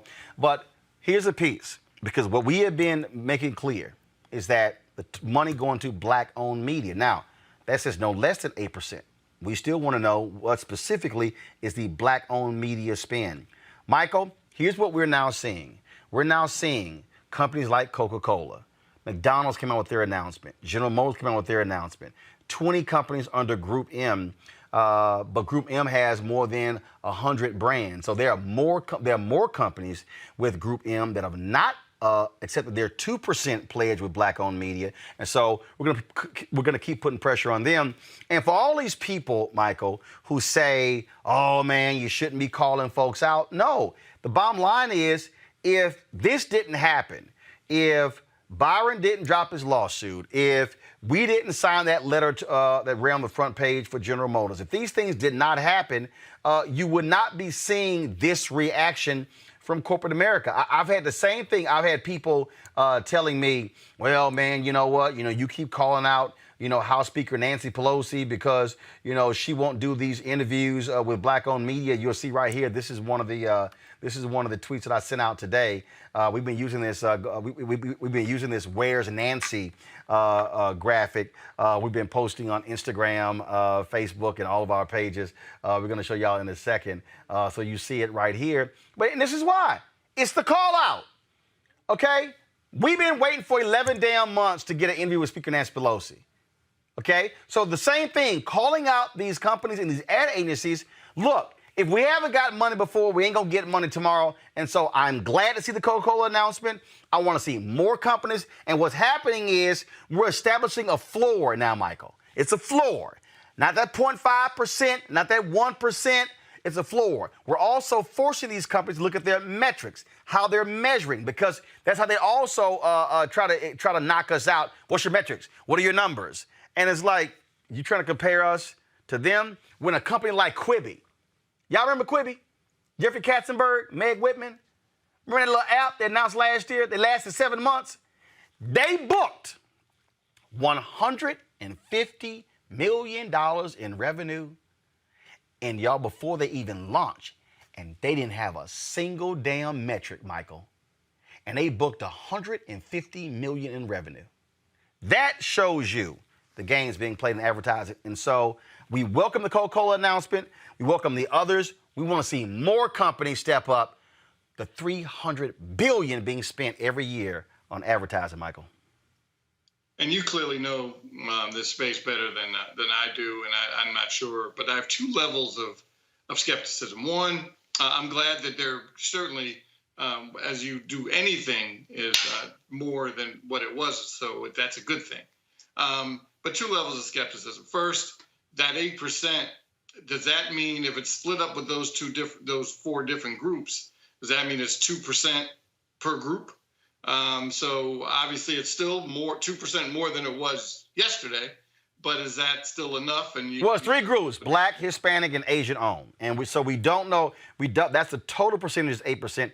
We don't know what specifically the Black-owned spend. We've been asking companies to have a Black-owned spend of at least 5%. Byron Allen's initial letters went out asking for 2% because it was 1. He said going to 2 doubles it. But we then said to Byron, no, hell no, it should be a minimum of 5%. And some companies have been saying, oh, well, like, for instance, General Motors announced, we're going to get to 8% by 2025. I kept saying, why you got to wait? And that's the whole piece there. But the floor is being established, but we still want to know what's the black-owned spin. Go ahead.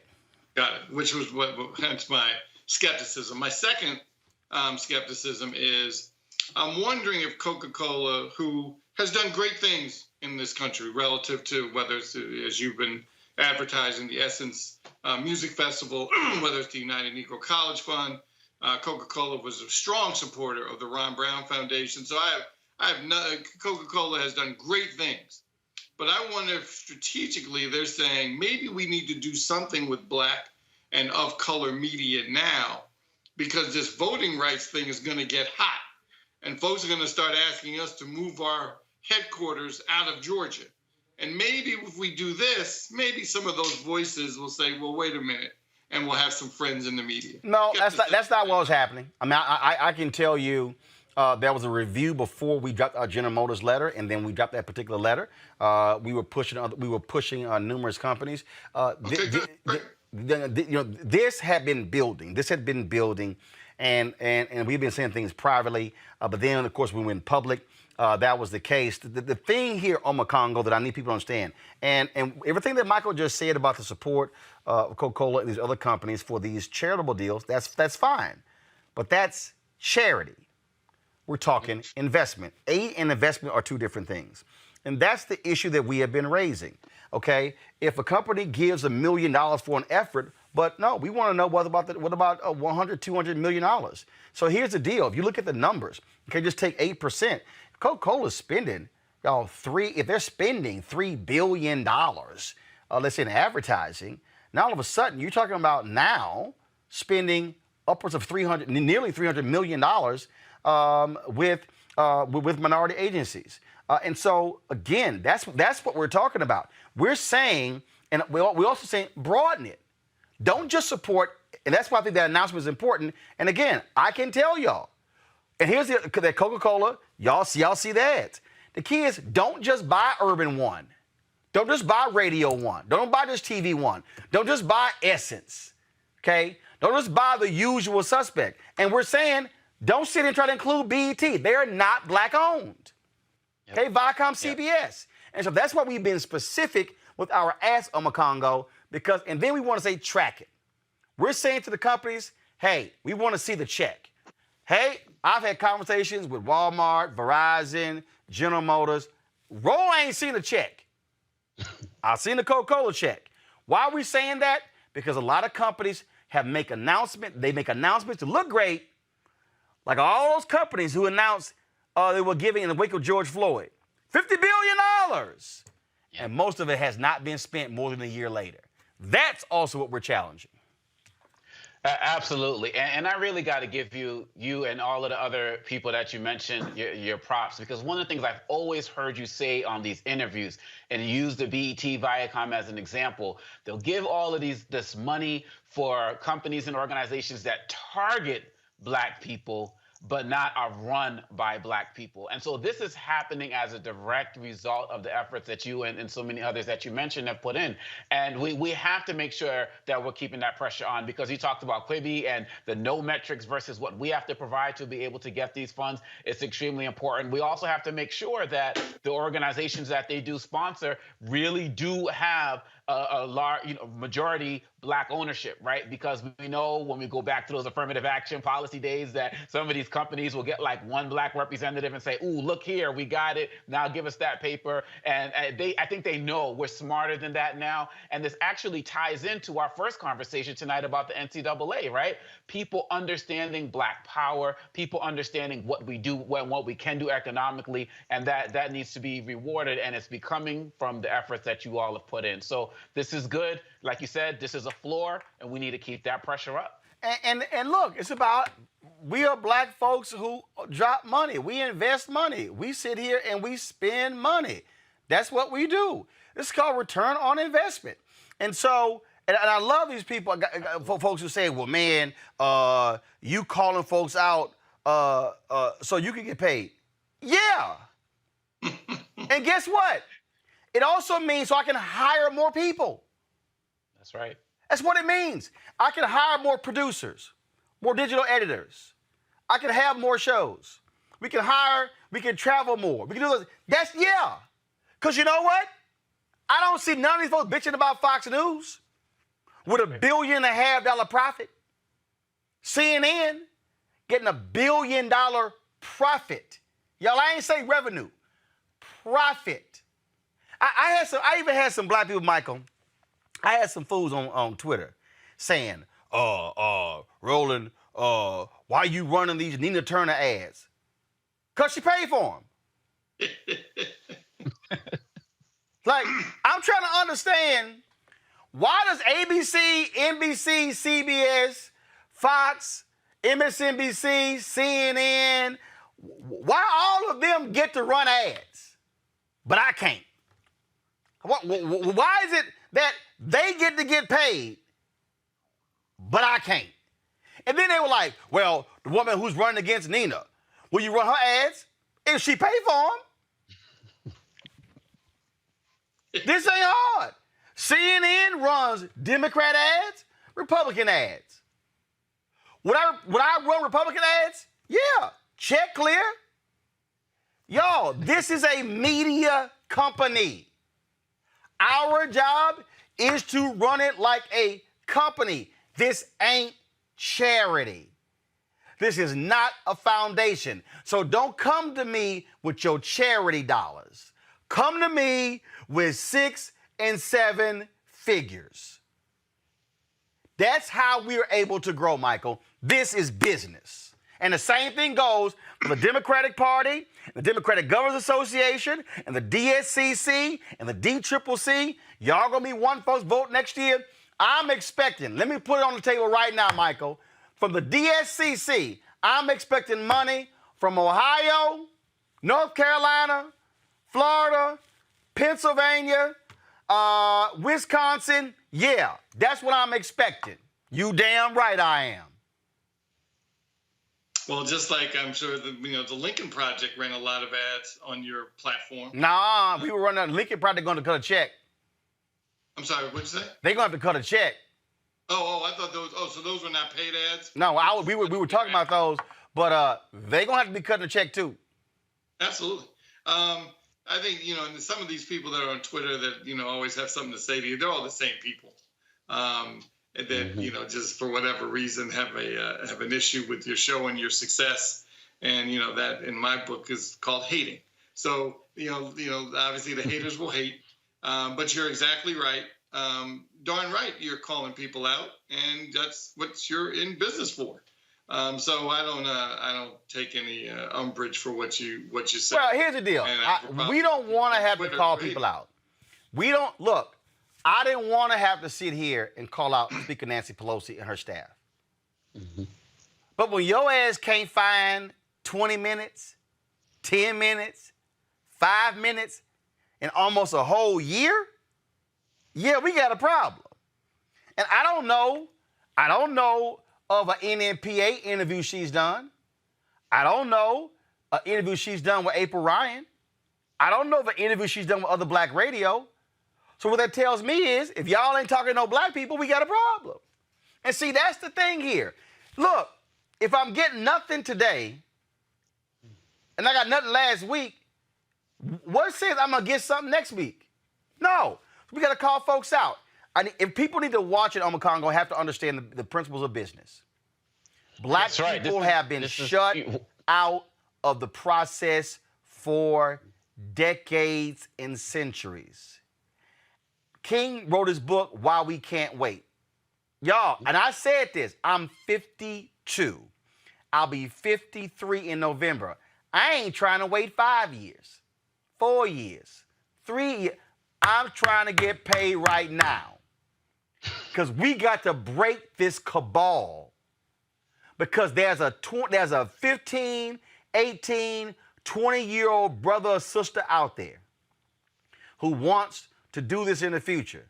and they should not be fighting for 1% and 2% in 10, 20, 30 years. Final comment, go ahead. Yeah, you're absolutely right. And when you talk about Speaker Pelosi, and like, if you're going to be up there and celebrate people like John Lewis and wear the kente cloth and all of these other sing, lift up your voice and sing. Yeah, right.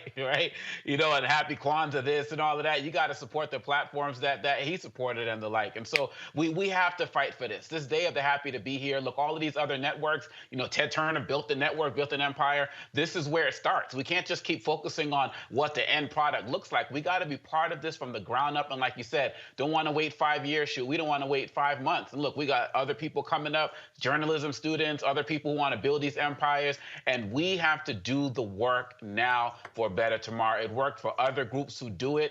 Why not for us? Forget this happy to be here, just happy to be on a network. Build our own. We come from a history of people who've done that, and we have to do this in this so important media space, this global media market. We have to do that. We have no choice. Hey, all y'all companies making announcements, I need to see checks being written, direct deposits made. That's how I will judge you. I said to General Motors, I will praise y'all when I see checks written. I can praise Coca-Cola because I've seen the check written. The rest of y'all I met with, I ain't seen a check yet. That's why I got to keep asking folks to give to our show. I should not. Y'all don't see Fox News asking folks to donate because you know why? They get subscription fees. They get advertising fees. Nah, that day is over. So, great announcement by Coca-Cola. I want to see more companies stepping up as well. All right, y'all, time fit, live, win.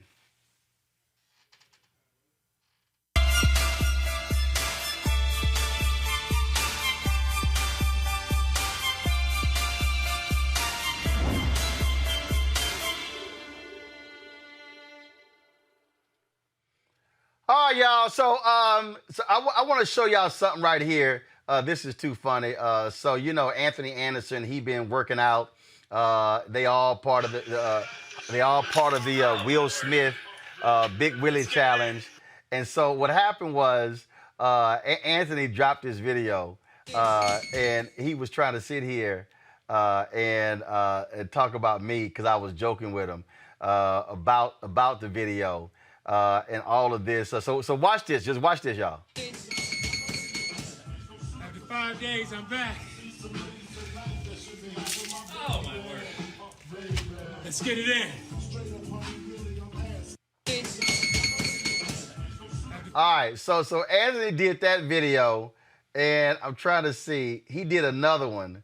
I'm trying to see. He did another video, and we were crack. He tried to sit here and call me out because when he did the first video, dropping all this water, I said, "Man, stop fronting.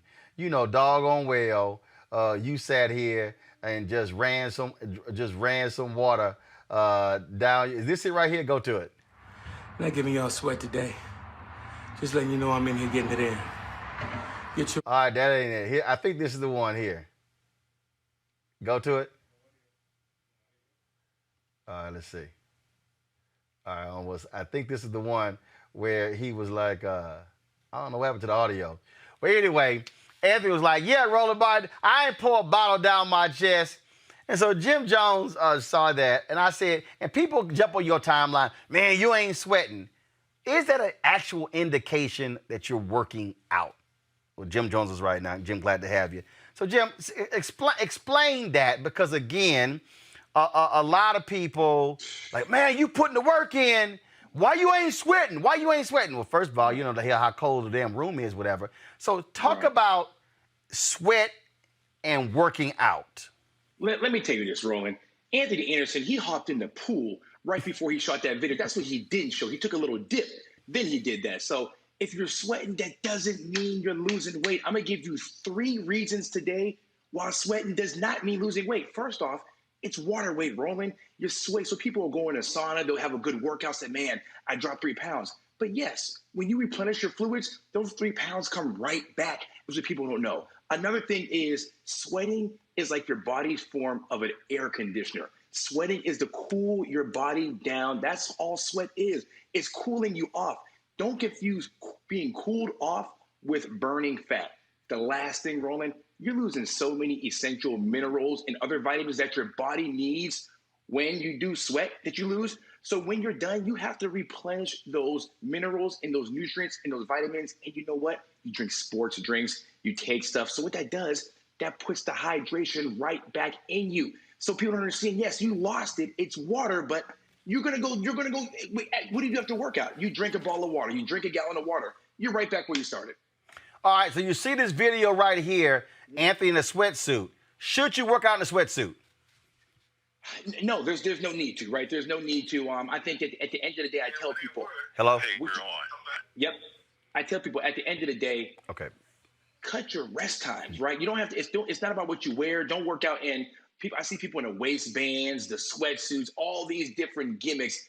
Just go to the gym and don't play around. Get it in for 45 minutes. That's the best way to lose some weight. All right. So, okay. So when you see the items that people wear underneath their body, and again, it's like I had one before, and you see a lot of boxers doing this. Explain the issue, because boxers, what they're doing is different than what we're doing. Absolutely. They're trying to make weight. Exactly. Exactly. You nailed it. You nailed it, Roland. Unless you're working out for a fight in Vegas, which most 99% of people aren't, you don't have to do that. Boxers are trying to get down to their fight weight before the fight, so they have to drop that water. They drop that water and they don't for that check. It. For that, there we go. But most people are not working out for that check, Roland. Okay, so there's no need for them to be cutting weight like they're a boxer. Ain't no need. And people don't understand, boxers, what they do, they hydrate. They do not replenish with water. They cut that weight, then they get in that ring. Most of the times, people, after you cut that weight in the sauna or after you sweat, you go drink a Powerade, a Gatorade, a water. You go drink something. They do. Questions. Get a question here from. I'm ready for them. All right, questions. Michael, and then Omakongo, and then we'll end the show. Michael, your question for Jim Jonez first. Let's go. Thank you. Well, hey, Jim Jonez, how you doing, fella? What's going on, brother? I understand what you're saying about the whole, that kind of technical kind of sweatsuit, that astronaut sweatsuit that makes you sweat, obviously.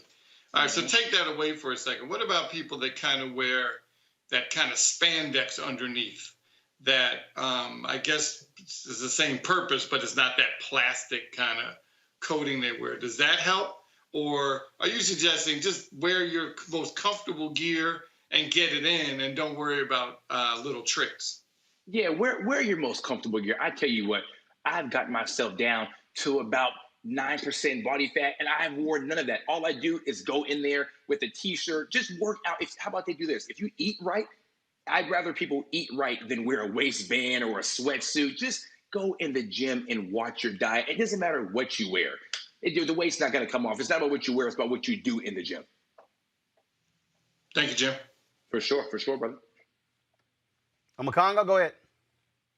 Yeah, I think that your advice is great, and I think that a lot of people could really benefit from what you're saying. One of the questions I would have is, what do you suggest that people are doing post-workout to make sure that they're keeping the fat off over time? Because you talked about how we just go and get the Gatorade and other drinks and put it all right back on. What's the goal? What's the advice for consistency outside of the workout to make sure the weight stays off?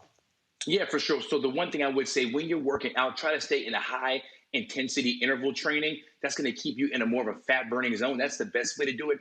And when you do leave the gym, you can go, you can drink, you're supposed to drink your water. What I'm saying is, let's lose real fat, not the water weight, right? Let's not fall in love with just, I lost 4 pounds after I hit the sauna, or after I had all this sweat. That's a very, very tricky 4 pounds. It's not real. It's fake. Let's lose the real weight. Let's watch our diet. Let's tighten up the food, and let's work out consistently. And then the weight will stay off. Then you won't have to worry about going and drinking a smart water. Then the weight's right back again. So yeah, those are what we got to worry about. They keep the true weight off. It's fool's gold. That sweat is fool's gold. I'm telling you. All right then. All right, Jim Jonez, we still appreciate it. Thanks a lot. For sure. They can find me GYMJONEZ. All right, then. Let me thank Congo, Michael, for joining me on the show. Juliana as well. Folks, if y'all want to support Roland Martin Unfiltered, please do so by joining our Bring the Funk fan club. Every dollar you give goes to support this show. Cash App, $RM Unfiltered, Venmo.com/RM Unfiltered, PayPal.me/R Martin Unfiltered, Zelle, Roland@RolandSMartin.com, Roland@RolandMartinUnfiltered.com. All right, folks, just a couple more weeks and we're in the old office space and we go to our new office space. I can't wait to broadcast from there. I'll see you guys tomorrow right here on Roland Martin Unfiltered from Los Angeles, where I'll be attending the Paul Mooney Memorial Service and we'll be live streaming that on Wednesday. I'll see y'all from LA tomorrow.